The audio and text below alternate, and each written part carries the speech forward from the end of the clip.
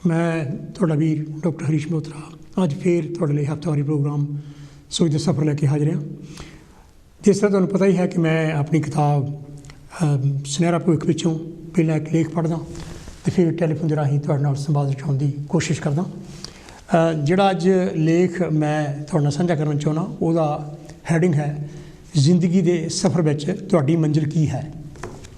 ਇਹ 5 ਸਫ਼ੇ ਦਾ ਲੇਖ ਹੈਗਾ ਅਤੇ ਫਿਰ ਮੈਂ ਜਿਹੜਾ ਹੈਗਾ ਤੁਹਾਡੇ ਨਾਲ ਟੈਲੀਫੋਨ ਦੇ ਰਾਹੀਂ ਉਹਨਾਂ ਨੁਕਤਿਆਂ 'ਤੇ ਜਿਹੜੇ ਇਸ ਲੇਖ ਵਿੱਚ ਮੈਂ ਉਠਾਏ ਹੈਗੇ ਜਾਂ ਕੁਛ ਨੁਕਤੇ ਰਹਿ ਗਏ ਹੈਗੇ ਉਹਨਾਂ 'ਤੇ ਆਪਾਂ ਸੰਵਾਦ ਰਚਾਉਣ ਦੀ ਕੋਸ਼ਿਸ਼ ਕਰਾਂਗੇ। ਤੁਸੀਂ ਹੁਣ ਤੋਂ ਹੀ ਜਿਹੜਾ ਹੈਗਾ ਟੈਲੀਫੋਨ ਕਾਲ ਕਰਕੇ ਟੈਲੀਫੋਨ ਜਿਹੜਾ ਹੈਗਾ ਆਪਣਾ ਹੋਲਡ ਕਰਾ ਸਕਦੇ ਹਾਂ। ਸਾਡਾ ਨੰਬਰ ਜਿਸ ਤਰ੍ਹਾਂ ਤੁਹਾਨੂੰ ਪਤਾ ਹੈ ਕਿ ਸਕਰੀਨ 'ਤੇ ਵੀ ਆ ਰਿਹਾ 01215024 ਅਤੇ ਜੇ ਬਰਤਾਨੀਆ ਤੋਂ ਬਾਹਰ ਤੋਂ ਤੁਸੀਂ ਫੋਨ ਕਰ ਰਹੇ ਹੈਗੇ ਤਾਂ ਫਿਰ ਤੁਹਾਨੂੰ ਮੂਹਰੇ 0044125024 ਸਾਡਾ ਨੰਬਰ ਘੁਮਾਉਣਾ ਪਊਗਾ। ਜ਼ਿੰਦਗੀ ਦੇ ਸਫ਼ਰ ਵਿੱਚ ਤੁਹਾਡੀ ਮੰਜ਼ਿਲ ਕੀ ਹੈ। ਅੱਜ ਕੱਲ੍ਹ ਲੋਕ ਆਪਣੇ ਕੰਮਾਂ ਕਾਰਾਂ ਵਿੱਚ ਇੰਨੇ ਰੁੱਝੇ ਹੋਏ ਹਨ ਕਿ ਉਹਨਾਂ ਨੂੰ ਪਤਾ ਹੀ ਨਹੀਂ ਕਿ ਉਹਨਾਂ ਦੀ ਜ਼ਿੰਦਗੀ ਕਿੱਧਰ ਨੂੰ ਜਾ ਰਹੀ ਹੈ। ਤੁਹਾਡੀ ਜ਼ਿੰਦਗੀ ਕਿੱਧਰ ਨੂੰ ਜਾ ਰਹੀ ਹੈ। ਜਦੋਂ ਤੁਸੀਂ ਕੋਈ ਕੰਮ ਕਰਦੇ ਹੋ ਤਾਂ ਕੀ ਤੁਸੀਂ ਸੋਚਦੇ ਹੋ ਕਿ ਇਸ ਦਾ ਭਵਿੱਖ ਵਿੱਚ ਨਤੀਜਾ ਕੀ ਹੋਵੇਗਾ। ਤੁਹਾਡੀ ਜ਼ਿੰਦਗੀ ਵਿੱਚ ਸਭ ਤੋਂ ਜ਼ਰੂਰੀ ਚੀਜ਼ ਕੀ ਹੈ। ਹੇਠਾਂ ਦੱਸੀਆਂ ਚੀਜ਼ਾਂ ਵਿੱਚੋਂ ਕਿਹੜੀਆਂ ਤੁਹਾਡੇ ਲਈ ਸਭ ਤੋਂ ਜ਼ਰੂਰੀ ਹਨ। ਸਭ ਤੋਂ ਜ਼ਰੂਰੀ ਚੀਜ਼ 'ਤੇ ਨੰਬਰ 1 ਲਗਾਓ, ਫਿਰ ਦੂਸਰੀ ਚੀਜ਼ 'ਤੇ ਨੰਬਰ 2 ਲਗਾਓ। ਇਸ ਤਰ੍ਹਾਂ ਸਾਰੀਆਂ ਚੀਜ਼ਾਂ ਦੀ ਦਰਜਾਬੰਦੀ ਕਰੋ। ਫਿਰ ਦੇਖੋ ਕਿ ਤੁਹਾਡੀ ਜ਼ਿੰਦਗੀ ਵਿੱਚ ਕਿਹੜੀਆਂ ਚੀਜ਼ਾਂ ਜ਼ਿਆਦਾ ਅਹਿਮੀਅਤ ਰੱਖਦੀਆਂ ਹਨ। ਨੰਬਰ 1 ਮਨੋਰੰਜਨ, ਨੰਬਰ 2 ਨੌਕਰੀ ਪੇਸ਼ਾ, ਨੰਬਰ 3 ਚੰਗੀ ਸਿਹਤ, ਨੰਬਰ 4 ਆਪਣੀ ਖੁਸ਼ੀ, ਨੰਬਰ 5 ਜੀਵਨ ਸਾਥੀ, ਨੰਬਰ 6 ਮਾਪੇ, ਨੰਬਰ 7 ਬੱਚੇ, ਨੰਬਰ 8 ਸੋਹਣਾ ਘਰ ਅਤੇ ਸੋਹਣੇ ਕੱਪੜੇ, ਨੰਬਰ 9 ਹਰੇਕ ਕੰਮ ਵਿੱਚ ਨੰਬਰ 1 ਬਣਨਾ ਅਤੇ ਨੰਬਰ 10 ਨਿਸ਼ਕਾਮ ਸੇਵਾ। ਆਓ ਹੁਣ ਇਹਨਾਂ ਵੱਲ ਗੌਰ ਕਰਨ ਦੀ ਕੋਸ਼ਿਸ਼ ਕਰੀਏ। ਮਨੋਰੰਜਨ, ਮੇਰੇ ਲਈ ਮਨੋਰੰਜਨ ਕਿੰਨਾ ਕੁ ਜ਼ਰੂਰੀ ਹੈ। ਕੀ ਇਸ ਤੋਂ ਮੈਨੂੰ ਆਰਾਮ ਮਿਲਦਾ ਹੈ ਜਾਂ ਕੀ ਇਸ ਤੋਂ ਬਾਅਦ ਮੈਨੂੰ ਜ਼ਿਆਦਾ ਥਕਾਵਟ ਮਹਿਸੂਸ ਹੁੰਦੀ ਹੈ। ਕੀ ਮੈਨੂੰ ਅਜਿਹੀਆਂ ਖੇਡਾਂ ਪਸੰਦ ਹਨ ਜਿਨ੍ਹਾਂ ਕਰਕੇ ਮੇਰੀ ਜਾਨ ਜੋਖਮ ਵਿੱਚ ਪੈ ਸਕਦੀ ਹੈ। ਕੀ ਕਦੇ ਅਸੀਂ ਸੋਚਿਆ ਕਿ ਮੈਨੂੰ ਪਲ ਭਰ ਦੀ ਖੁਸ਼ੀ ਕਾਰਨ ਸ਼ਾਇਦ ਜ਼ਿੰਦਗੀ ਭਰ ਦੁੱਖ ਝੱਲਣਾ ਪਵੇ। ਸ਼ਾਇਦ ਮੈਨੂੰ ਕੋਈ ਖਤਰਾ ਨਹੀਂ ਹੈ ਪਰ ਇਹਨਾਂ ਕੰਮਾਂ ਵਿੱਚ ਮੇਰਾ ਕਿੰਨਾ ਕੁ ਸਮਾਂ ਬਰਬਾਦ ਹੁੰਦਾ ਹੈ। ਕੀ ਮੇਰਾ ਸਾਰਾ ਸਮਾਂ ਮਨੋਰੰਜਨ ਜਾਂ ਐਸ਼ੋ ਆਰਾਮ ਵਿੱਚ ਲੱਗ ਜਾਂਦਾ ਹੈ ਜਿਸ ਕਰਕੇ ਮੇਰੇ ਕੋਲ ਜ਼ਰੂਰੀ ਕੰਮ ਕਰਨ ਲਈ ਸਮਾਂ ਨਹੀਂ ਬਚਦਾ।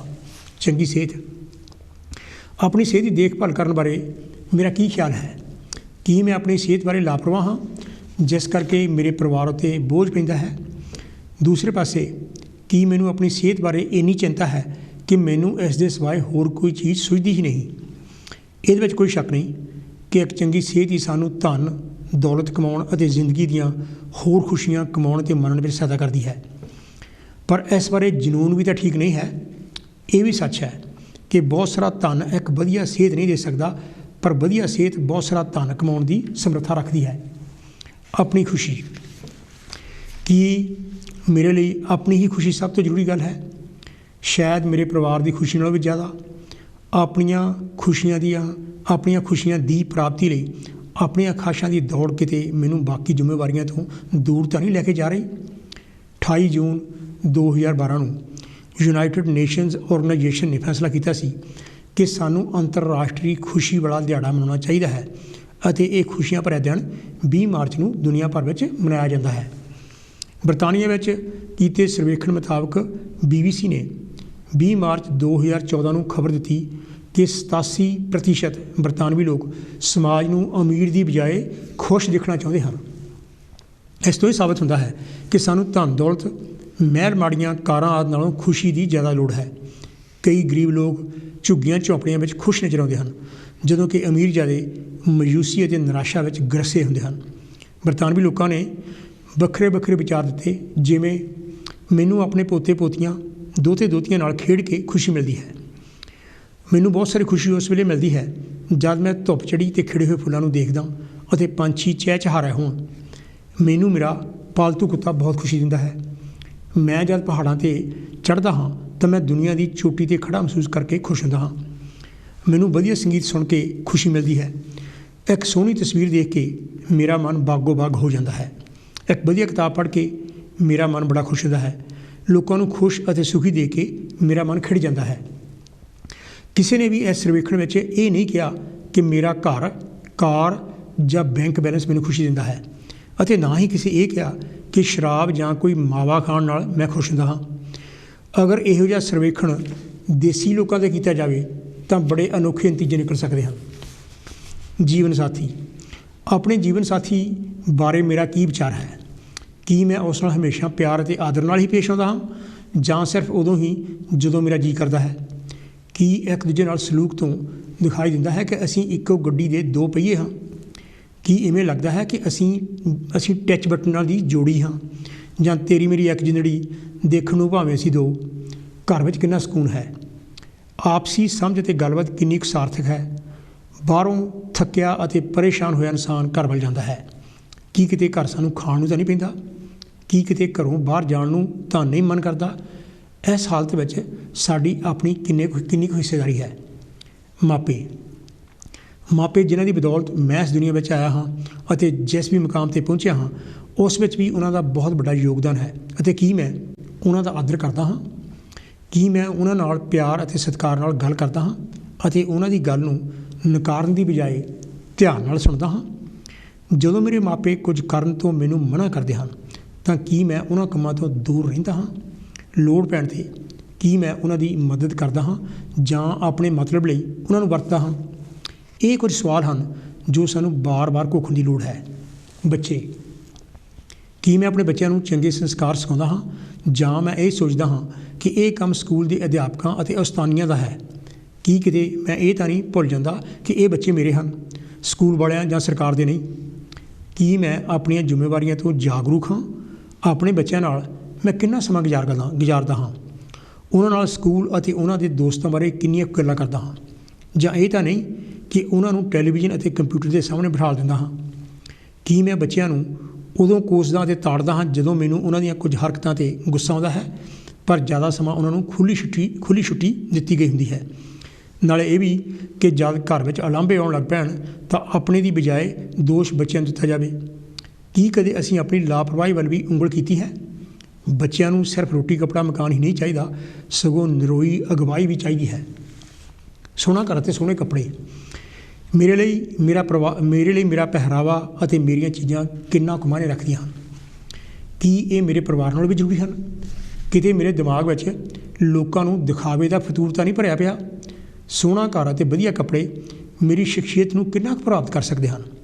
ਕੀ ਇਹ ਚੀਜ਼ਾਂ ਮੇਰੇ ਵਰਤਾਵ ਨੂੰ ਬਦਲ ਸਕਦੀਆਂ ਹਨ?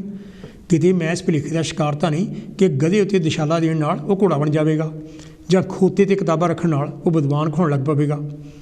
ਇਹਦੇ ਵਿੱਚ ਕੋਈ ਸ਼ੱਕ ਨਹੀਂ ਕਿ ਚੰਗਾ ਘਰ ਅਤੇ ਚੰਗੇ ਕੱਪੜੇ ਹੋਣੇ ਚਾਹੀਦੇ ਹਨ, ਪਰ ਜ਼ਿੰਦਗੀ ਦੀ ਮੰਜ਼ਿਲ ਸਿਰਫ ਇਹਨਾਂ ਦੀ ਪ੍ਰਾਪਤੀ ਹੀ ਨਹੀਂ ਹੋ ਸਕਦੀ। ਦੁਨੀਆ ਭਰ ਦੇ ਦਾਰਸ਼ਨਿਕਾਂ, ਲੇਖਕਾਂ, ਚਿੰਤਕਾਂ ਅਤੇ ਸਾਇੰਸਦਾਨਾਂ ਕੋਲ ਬਹੁਤ ਸੋਹਣੇ ਘਰ ਨਹੀਂ ਸਨ, ਅਤੇ ਨਾ ਹੀ ਉਹਨਾਂ ਡਿਜ਼ਾਈਨਰ ਕੱਪੜੇ ਹੰਢਾਏ ਸਨ। ਉਹਨਾਂ ਜ਼ਿੰਦਗੀ ਦੀਆਂ ਨਵੀਆਂ ਲੀਹਾਂ ਪਾਈਆਂ ਸਨ ਅਤੇ ਆਪਣਾ ਸਮਾਂ ਇਹਨਾਂ ਗੱਲਾਂ ਵੱਲ ਤਵੱਜੋ ਦਿੰਦਿਆਂ ਬਰਬਾਦ ਨਹੀਂ ਸੀ ਕੀਤਾ। ਹਰੇਕ ਕੰਮ ਵਿੱਚ ਨੰਬਰ 1 ਬਣਨਾ। ਕੀ ਮੇਰੇ ਲਈ ਸਭ ਤੋਂ ਜ਼ਰੂਰੀ ਗੱਲ ਇਹ ਹੈ ਕਿ ਮੈਂ ਹਮੇਸ਼ਾ ਨੰਬਰ 1 ਬਣਾ? ਜੇ ਕੋਈ ਹੋਰ ਮੇਰੇ ਨਾਲੋਂ ਚੰਗਾ ਕੰਮ ਕਰੇ ਤਾਂ ਕੀ ਮੈਨੂੰ ਜਲਨ ਹੁੰਦੀ ਹੈ? ਮੇਰੀ ਸੋਚ ਇੰਨੀ ਸੌੜੀ ਕਿਉਂ ਹੈ? ਮੈਂ ਬਾਕੀ ਲੋਕਾਂ ਨੂੰ ਆਪਣੇ ਕਲਾਵੇ ਵਿੱਚ ਕਿਉਂ ਨਹੀਂ ਲੈ ਰਿਹਾ? ਦੁਨੀਆ ਵਿੱਚ ਇਕੱਲਾ ਮੈਂ ਹੀ ਤਾਂ ਨਹੀਂ ਪੈਦਾ ਹੋਇਆ, ਨਾਲੇ ਮੈਂ ਹਰ ਗੱਲ ਵਿੱਚ ਨਿਪੁੰਨ ਵੀ ਤਾਂ ਨਹੀਂ ਹੋ ਸਕਦਾ। ਕਿਸੇ ਦੀ ਪ੍ਰਸ਼ੰਸਾ ਕਰਨ ਵਿੱਚ ਮੇਰਾ ਰੁਤਬਾ ਕਿਵੇਂ ਘਟ ਸਕਦਾ ਹੈ?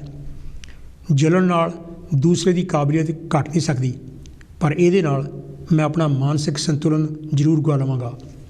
ਉਬਲਣ ਨਾਲ ਪਤੀਲੀ ਆਪਣੇ ਕੰਡੇ ਜ਼ਰੂਰ ਸਾੜੇਗੀ। ਹਾਥੀ ਆਪਣੀ ਮਸਤ ਚਾਲੇ ਚੱਲਦਾ ਰਹਿੰਦਾ ਹੈ। ਬਾਂਦਰਾਂ ਦੀਆਂ ਟਪੂਸੀਆਂ ਅਤੇ ਕੁੱਤਿਆਂ ਦੀ ਕੜਵਾਹਟ ਉਹਦੀ ਚਾਲ ਨੂੰ ਮੱਠਾ ਨਹੀਂ ਕਰ ਪਾਉਂਦੀਆਂ। ਸੋਚ ਨੂੰ ਸੋੜਿਆਂ ਰੱਖਣ ਨਾਲ ਨੁਕਸਾਨ ਆਪਣਾ ਹੀ ਹੁੰਦਾ ਹੈ। ਇਹੋ ਜਿਹੀ ਸੋਚ ਨਾ ਤਾਂ ਦਰਿਆਵਾਂ ਦੇ ਵਹਾਅ ਨੂੰ ਠੱਲ ਪਾ ਸਕਦੀ ਹੈ ਅਤੇ ਨਾ ਹੀ ਇਹਦਾ ਅਸਰ ਜ਼ਮੀਨ ਦੀ ਗਤੀ ਜਾਂ ਸੂਰਜ ਦੀ ਰੋਸ਼ਨੀ 'ਤੇ ਪੈ ਸਕਦਾ ਹੈ। ਇਹ ਸੋਚ ਹਵਾ ਦੇ ਰੁੱਖ ਨੂੰ ਵੀ ਨਹੀਂ ਬਦਲ ਸਕਦੀ। ਆਪਣੇ ਗੁਣਾਂ ਅਤੇ ਔਗੁਣਾਂ ਨੂੰ ਮੰਨਣਾ ਅਤੇ ਫਿਰ ਕਿਸੇ ਦੀ ਕਾਬਲੀਅਤ ਅਤੇ ਕਾਮਯਾਬੀ ਦੀ ਪ੍ਰਸ਼ੰਸਾ ਕਰਨਾ ਸਾਨੂੰ ਇੱਕ ਅਕਹਿ ਖੁਸ਼ੀ ਦਿੰਦੀ ਹੈ। ਅਸੀਂ ਉਸ ਖੁਸ਼ੀ ਨੂੰ ਵੱਡਿਆ ਕਰਦੇ ਹਾਂ ਅਤੇ ਖੁਸ਼ ਪਲਾਂ ਦਾ ਹਿੱਸਾ ਮਹਿਸੂਸ ਕਰਦੇ ਹਾਂ। ਸਾਡੀ ਮਾਨਸਿਕ ਅਤੇ ਸਰੀਰਕ ਸਿਹਤ ਬਲ ਰਹਿੰਦੀ ਹੈ। ਸੱਚਾਈ ਤੋਂ ਅੱਖਾਂ ਮੀਟ ਲੈਣਾ ਅਤੇ ਫਿਰ ਭੁਲੇਖਿਆਂ ਵਿੱਚ ਜ਼ਿੰਦਗੀ ਜਿਉਣ ਦੀ ਉਹ ਇਨਸਾਨ ਹੀ ਕੋਸ਼ਿਸ਼ ਕਰ ਸਕਦਾ ਹੈ ਜੋ ਮਾਨਸਿਕ ਤੌਰ 'ਤੇ ਸੰਤੁਲਨ ਗੁਆ ਬੈਠਾ ਹੋਵੇ। ਚੜ੍ਹਿਆ ਸੂਰਜ ਸਾਨੂੰ ਆਵਾਜ਼ਾਂ ਨਹੀਂ ਮਾਰਦਾ ਫਿਰਦਾ ਕਿ ਦੇਖੋ ਮੇਰੀ ਤਪਸ਼ ਅਤੇ ਰੋਸ਼ਨੀ ਕਿੰਨੀ ਹੈ। ਉਹ ਆਪਣੀ ਚਾਲੇ ਆਪਣਾ ਕੰਮ ਕਰਦਾ ਰਹਿੰਦਾ ਹੈ। ਉਹ ਕਦੇ ਨਹੀਂ ਜਿਤਾਉਂਦਾ ਕਿ ਮੈਂ ਨੰਬਰ 1 ਬਣਨ ਦੀ ਕੋਸ਼ਿਸ਼ ਕਰ ਰਿਹਾ। ਉਹ ਕਦੇ ਨਹੀਂ ਕਹਿੰਦਾ ਕਿ ਮੈਂ ਪਾਣੀ ਜਾਂ ਹਵਾ ਦਾ ਰੁੱਖ ਬਦਲ ਦੇਵਾਂਗਾ। ਸਾਡੀ ਹਰ ਇੱਕ ਦੀ ਆਪਣੀ ਅਹਿਮੀਅਤ ਹੈ ਅਤੇ ਉਹਨੂੰ ਉਸੇ ਜ਼ਾਬਤੇ ਵਿੱਚ ਸਵੀਕਾਰਨਾ ਚਾਹੀਦਾ ਹੈ। ਨਿਸ਼ਕਾਮ ਸੇਵਾ ਸਾਰੀ ਦੁਨੀਆ ਨੂੰ ਆਪਣੇ ਕਲਾਵੇ ਵਿੱਚ ਤਾਂ ਹੀ ਲਿਆ ਜਾ ਸਕਦਾ ਹੈ ਅਗਰ ਸਾਡੇ ਵਿੱਚ ਮਨੁੱਖਤਾ ਦੇ ਭਲੇ ਦਾ ਜਜ਼ਬਾ ਠਾਠਾ ਮਾਰਦਾ ਹੋਵੇ। ਇਹਦਾ ਸਬੂਤ ਅਸੀਂ ਆਪਣੇ ਪਰਿਵਾਰ ਨਾਲ ਪਿਆਰ ਕਰਕੇ ਦੇ ਸਕਦੇ ਹਾਂ। ਅਸੀਂ ਆਪਣੇ ਬੱਚਿਆਂ ਨਾਲ ਪਿਆਰ ਕਰਦੇ ਹਾਂ ਕਿਉਂਕਿ ਉਹ ਸਾਡਾ ਆਪਣਾ ਹਿੱਸਾ ਹੁੰਦਾ ਹੈ। ਅਸੀਂ ਉਹਨਾਂ ਦੇ ਦੁੱਖ ਸੁੱਖ ਦੇ ਹਿੱਸੇਦਾਰ ਹਾਂ ਅਤੇ ਉਹਨਾਂ ਨੂੰ ਖੁਸ਼ਹਾਲ ਜੀਵਨ ਦੇਣ ਦੀ ਕੋਸ਼ਿਸ਼ ਕਰਦੇ ਹਾਂ। ਇਸੇ ਤਰ੍ਹਾਂ ਹੀ ਇਹ ਪਿਆਰ ਆਪਣੇ ਸਾਥੀ ਸਾਥਣ ਲਈ ਵੀ ਕੀਤਾ ਜਾ ਸਕਦਾ ਹੈ। ਉਹਦਾ ਮਾਣ ਰੱਖਣਾ, ਉਹਦੇ ਵਿਚਾਰਾਂ ਅਤੇ ਜਜ਼ਬਾਤਾਂ ਨੂੰ ਸਮਝਣਾ ਪਿਆਰ ਦੇ ਇਜ਼ਹਾਰ ਦੇ ਸਬੂਤ ਹਨ। ਆਪਣੇ ਬੱਚਿਆਂ ਅਤੇ ਸਾਥੀ ਤੋਂ ਬਾਅਦ ਇਹ ਪਿਆਰ ਭੈਣ ਭਰਾਵਾਂ ਵੱਲ ਵਧਾਇਆ ਜਾ ਸਕਦਾ ਹੈ। ਜਿਸ ਤਰ੍ਹਾਂ ਸਾਡੇ ਬੱਚੇ ਅਤੇ ਸਾਥੀ ਸਾਥਣ ਗਲਤੀਆਂ ਕਰ ਸਕਦੇ ਹਨ, ਉਸੇ ਤਰ੍ਹਾਂ ਇਹ ਭੈਣ ਭਰਾ ਵੀ ਛੋਟੀਆਂ ਮੋਟੀਆਂ ਗਲਤੀਆਂ ਕਰ ਸਕਦੇ ਹਨ। ਉਹਨਾਂ ਦੀ ਨਿੰਦਿਆ ਸਾਨੂੰ ਇੱਕ ਦੂਜੇ ਤੋਂ ਦੂਰ ਕਰੇਗੀ, ਪਰ ਜਿਸ ਤਰ੍ਹਾਂ ਪੇਂਟ ਅਤੇ ਪਲਾਸਟਰ ਛੋਟੀਆਂ ਮੋਟੀਆਂ ਤਿੜਾਂ ਨੂੰ ਢੱਕ ਦਿੰਦਾ ਹੈ, ਉਸੇ ਤਰ੍ਹਾਂ ਸਾਡਾ ਲੁਕਾਇਤ ਵਾਲੀ ਪਿਆਰ ਉਹਨਾਂ ਦੀਆਂ ਕਮਜ਼ੋਰੀਆਂ 'ਤੇ ਪਰਦਾ ਪਾ ਦੇਵੇਗਾ। ਇਸੇ ਪਿਆਰ ਅਤੇ ਭਲਾਈ ਨੂੰ ਫਿਰ ਅਸੀਂ ਆਸ-ਪਾਸ ਰਹਿੰਦੇ ਲੋਕਾਂ, ਫਿਰ ਸੂਬੇ ਅਤੇ ਦੇਸ਼ ਤੋਂ ਹੁੰਦੇ ਹੋਏ ਬਾਕੀ ਸਾਰੇ ਦੇਸ਼ਾਂ ਦੇ ਲੋਕਾਂ ਤੱਕ ਪਹੁੰਚਾ ਸਕਦੇ ਹਾਂ। ਇਹ ਨਿਸ਼ਕਾਮ ਸੇਵਾ ਇਸ ਦੁਨੀਆ ਨੂੰ ਹੋਰ ਖੂਬਸੂਰਤ ਬਣਾਏਗੀ ਅਤੇ ਅਸੀਂ ਭਰੇ ਭਰੇ ਮਹਿਸੂਸ ਕਰਾਂਗੇ। ਜ਼ਿੰਦਗੀ ਦੀ ਮੰਜ਼ਿਲ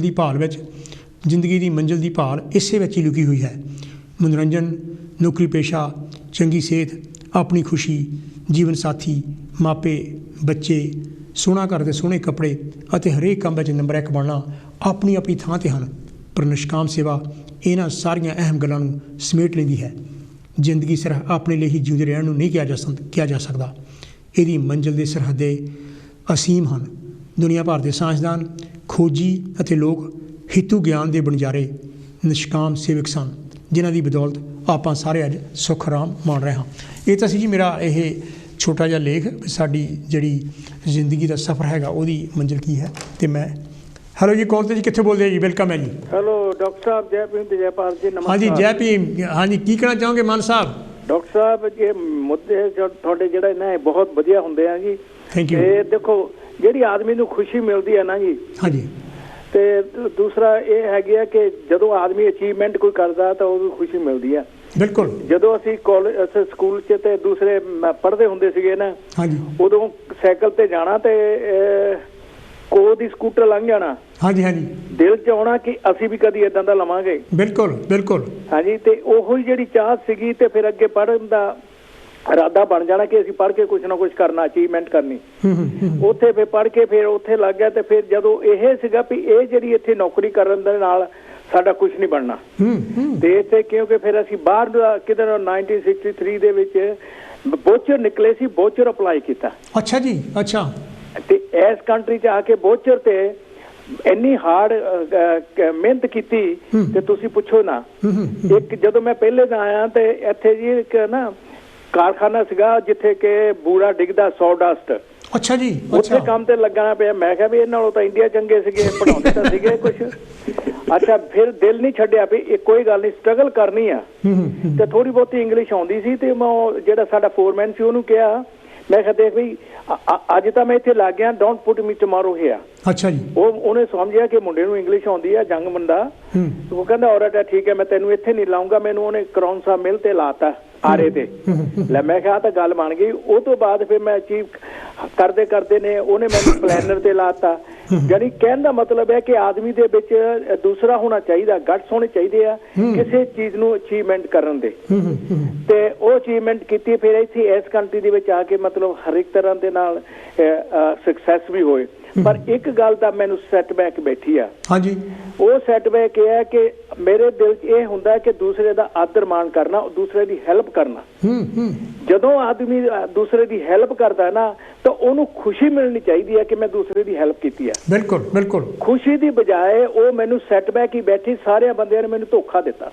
ਇਹ ਮਾਨ ਸਾਹਿਬ ਇਕੱਲੇ ਤੁਸੀਂ ਨਹੀਂ ਹੈ, ਇਹ ਤਾਂ ਘਰ ਘਰ ਦੀ ਕਹਾਣੀ ਆ। ਹੁਣ ਮੈਂ ਨਾ ਕਿਤੇ ਫੋਲਣ ਬਹਿ ਜਾਵਾਂ। ਹਾਂਜੀ, ਤੇ ਮੈਂ ਤਾਂ ਫੋਲਣ ਤੋਂ ਬਿਨਾਂ ਰਹਿ ਨਹੀਂ ਹੁੰਦਾ ਜੀ। ਹਾਂਜੀ ਹਾਂਜੀ। ਤੇ ਕਿਉਂਕਿ ਜਦੋਂ ਕਿਸੇ ਨਾਲ ਤੁਸੀਂ ਆਪਣੇ ਵੱਲੋਂ ਕਰਦੇ ਆ ਤੇ ਮੇਰੀ ਖੁਸ਼ੀ ਹੈ ਕਿ ਅਗਰ ਕੋਈ ਦੌਰ ਤੇ ਆਇਆ, ਮਹਿਮਾਨ ਆਇਆ, ਤੁਸੀਂ ਅਗਰ ਮਹਿਮਾਨ ਦਾ ਉਹਦੇ ਕੋਲ ਅਗਰ ਬੈਗ ਆ ਜਾਂ ਛਤਰੀ ਆ ਉਹਨੂੰ ਫੜ ਕੇ ਅੰਦਰ ਲੈ ਆਓ, ਉਹਦੀ ਭੁੱਖ ਉੱਥੇ ਮਿਟ ਜਾਂਦੀ ਅੱਧੀ। ਮਾਨ ਸਾਹਿਬ ਗੱਲ ਵਿੱਚ ਉਹ ਹੈ ਵੀ ਉਹ ਪ੍ਰੇਜ਼ ਚਾਹੇ ਨਹੀਂ ਕਰਨੀ, ਚਲੋ ਨਾ ਕਰਨ, ਬਈ ਘੱਟੋ ਘੱਟ ਬਧੂਈਆਂ ਤਾਂ ਨਾ ਕਰਨ। ਹਾਂਜੀ ਇਹ ਗੱਲ ਠੀਕ ਆ। ਹਾਂਜੀ ਤੇ ਬਾਕੀ ਇਹ ਗੱਲ ਹੈ ਕਿ ਜਦੋਂ ਨਾ ਨਹੀਂ ਤਾਂ ਜੇ ਤੁਸੀਂ ਡੋਰ ਖੋਲ ਕੇ ਆਪੇ ਮੋਹਰੇ 10 ਫੁੱਟ ਚਲੇ ਜਾਓ 10 ਗਜ ਤਾਂ ਪੁੱਛੇ ਮਹਿਮਾਨ ਨੂੰ ਪੁੱਛੋ ਹੀ ਨਾ ਤਾਂ ਉਹ ਕਹਿੰਦਾ ਯਾਰ ਇੱਥੇ ਕੀ ਕਰਨਾ ਮੈਂ।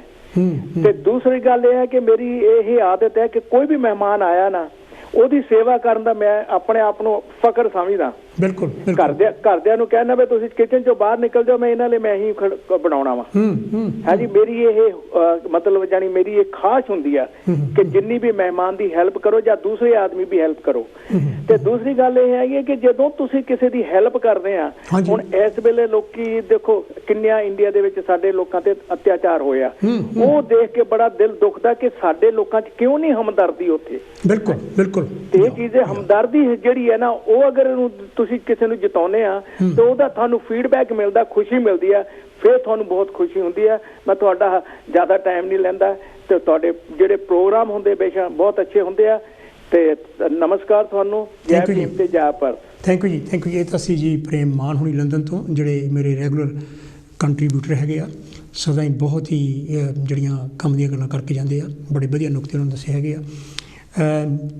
ਜਿਹੜਾ ਡਿਫੀਕਲਟੀਜ਼ ਤੁਸੀਂ ਜਿਹੜਾ ਜ਼ਿੰਦਗੀ ਵਿੱਚ ਕੀ ਆਪਣਾ ਏਮ ਰੱਖਿਆ ਸੀਗਾ, ਕੀ ਤੁਸੀਂ ਯਾਨੀ ਕਿਹੜੀ ਸੀ ਮੰਜ਼ਿਲ ਆਪਣੀ, ਕੀ ਤੁਸੀਂ ਸੀਗਾ ਮੈਂ ਇਸ ਮੰਜ਼ਿਲ 'ਤੇ ਪਹੁੰਚਣਾ, ਮੈਂ ਇਸ ਗੋਲ ਨੂੰ ਅਚੀਵ ਕਰਨਾ ਹੈਗਾ, ਕੀ ਤੁਸੀਂ ਆਪਣੀ ਜ਼ਿੰਦਗੀ ਵਿੱਚ ਉਹ ਗੋਲ ਅਚੀਵ ਕਰ ਸਕੇ?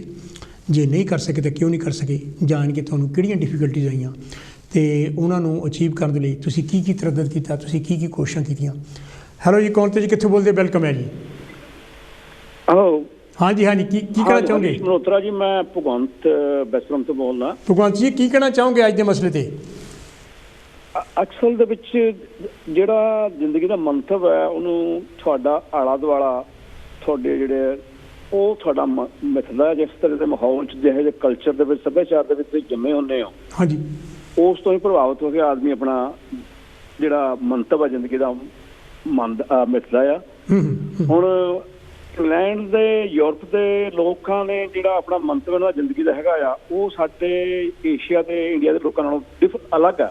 ਬਿਲਕੁਲ ਬਿਲਕੁਲ ਬਿਲਕੁਲ। ਤੇ ਕਿਉਂਕਿ ਜਿਹੜੀ ਆ ਇਹਨਾਂ ਲੋਕਾਂ ਦੇ ਕੋਲ ਘੱਟੋ ਘੱਟ ਇਹਨਾਂ ਨੇ ਪਹਿਲਾਂ ਵੀ ਤੇ ਹੁਣ ਵੀ ਰੋਟੀ ਦਾ ਘੱਟੋ ਘੱਟ ਸਾਧਨ ਕੀਤਾ ਹੋਇਆ, ਤੇ ਇਹਨਾਂ ਲੋਕਾਂ ਦੀ ਜ਼ਿੰਦਗੀ ਦਾ ਜਿਹੜਾ ਮੰਤਵ ਹੈਗਾ ਉਹ ਜਿਵੇਂ ਦੁਨੀਆ ਨੂੰ ਐਕਸਪਲੋਰ ਕਰਨਾ, ਬਾਹਰਲੇ ਮੁਲਕਾਂ ਜਾਣਾ, ਨਵੀਆਂ ਕਾਢਾਂ ਕੱਢਣੀਆਂ, ਨਵੀਂ ਫਿਲਾਸਫੀ ਲਿਖਣੀਆਂ, ਇਹਨਾਂ ਲੋਕਾਂ ਦਾ ਮੰਤਵ ਇਹ ਹੈਗਾ ਆ। ਤੇ ਇਹ ਲੋਕ ਉਸ ਮੰਤਵ ਦੇ ਵਿੱਚ ਕਾਮਯਾਬ ਵੀ ਨੇ। ਤੇ ਜਿਹੜਾ ਸਭ ਤੋਂ ਵੱਡਾ ਆਦਮੀ ਦਾ ਹੈਗਾ ਜ਼ਿੰਦਗੀ ਦੇ ਵਿੱਚ ਮੰਤਵ ਜਾਂ ਉਦੇਸ਼ ਜਿਹੜਾ ਆ, ਉਹਨੂੰ ਪੂਰਾ ਕਰਨ ਲਈ ਉਹਦਾ ਦ੍ਰਿੜ ਇਰਾਦਾ ਸਭ ਤੋਂ ਜ਼ਰੂਰੀ ਆ। ਬਿਲਕੁਲ। ਜੇ ਦ੍ਰਿੜ ਇਰਾਦਾ ਨਹੀਂ ਤਾਂ ਉਹ ਬੰਦਾ ਪਿੱਛੇ ਰਹਿ ਜਾਂਦਾ ਆ। ਥਾਮਸ ਐਲਵਾ ਐਡੀਸਨ ਦੀ ਆਪਾਂ ਨੇ ਸਾਰਿਆਂ ਪੜ੍ਹੀ ਹੈ ਕਿ ਇੱਕ ਉਹ ਕਿਸ ਤਰ੍ਹਾਂ ਉੱਠਿਆ, ਕਿਸ ਤਰ੍ਹਾਂ ਉਹ ਵਿਚਾਰਾ ਸਕੂਲੇ ਗਿਆ, ਤਾਂ ਉਸ ਤੋਂ ਮਗਰੋਂ ਜਦੋਂ ਕਿ ਆਪਾਂ ਸਾਰੇ ਲੋਕ ਜਿਹੜੀ ਲਾਈਟ ਹੈ, ਬਲਬ ਹੈ, ਹਰ ਇਨਸਾਨ ਉਸ ਨਾਲ ਜ਼ਿੰਦਗੀ 'ਚ ਰੋਸ਼ਨੀ ਹੋਈ ਆ, ਉਸ ਬੰਦੇ ਦੀ ਕਾਢ ਹੈ।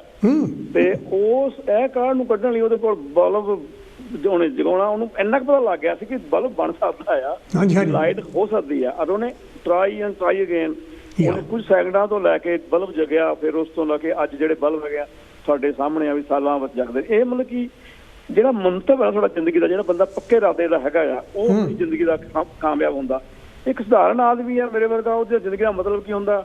ਬੱਚੇ ਪੜ੍ਹਾਉਣੇ ਆ, ਇੱਕ ਘਰ ਬਣਾਉਣਾ ਆ, ਬਸ ਉਹਦਾ ਇੰਨਾ ਗੁਜ਼ਾਰਾ ਹੁੰਦਾ। ਤੇ ਉਸ ਵਿੱਚ ਉਹ ਕਈ ਵਾਰ ਕਾਮਯਾਬ ਹੋ ਜਾਂਦਾ, ਕਈ ਵਾਰ ਨਹੀਂ ਕਾਮਯਾਬ ਹੁੰਦਾ। ਪਰ ਜਿਹੜੇ ਵੱਡੇ ਇਰਾਦਿਆਂ ਵਾਲੇ ਲੋਕ ਆ, ਜਿਸ ਤਰ੍ਹਾਂ ਕਿ ਸਾਡੇ ਗੁਰੂ ਨਾਨਕ ਦੇਵ ਜੀ ਸੀ, ਭਗਤ ਕਬੀਰ ਸੀ, ਗੁਰੂ ਰਵਿਦਾਸ ਜੀ ਸੀ, ਇਹਨਾਂ ਦੇ ਇਰਾਦੇ ਸੀ ਉਹ ਬਹੁਤ ਵੱਡੇ ਸੀ, ਬਹੁਤ ਦ੍ਰਿੜ ਸੀ।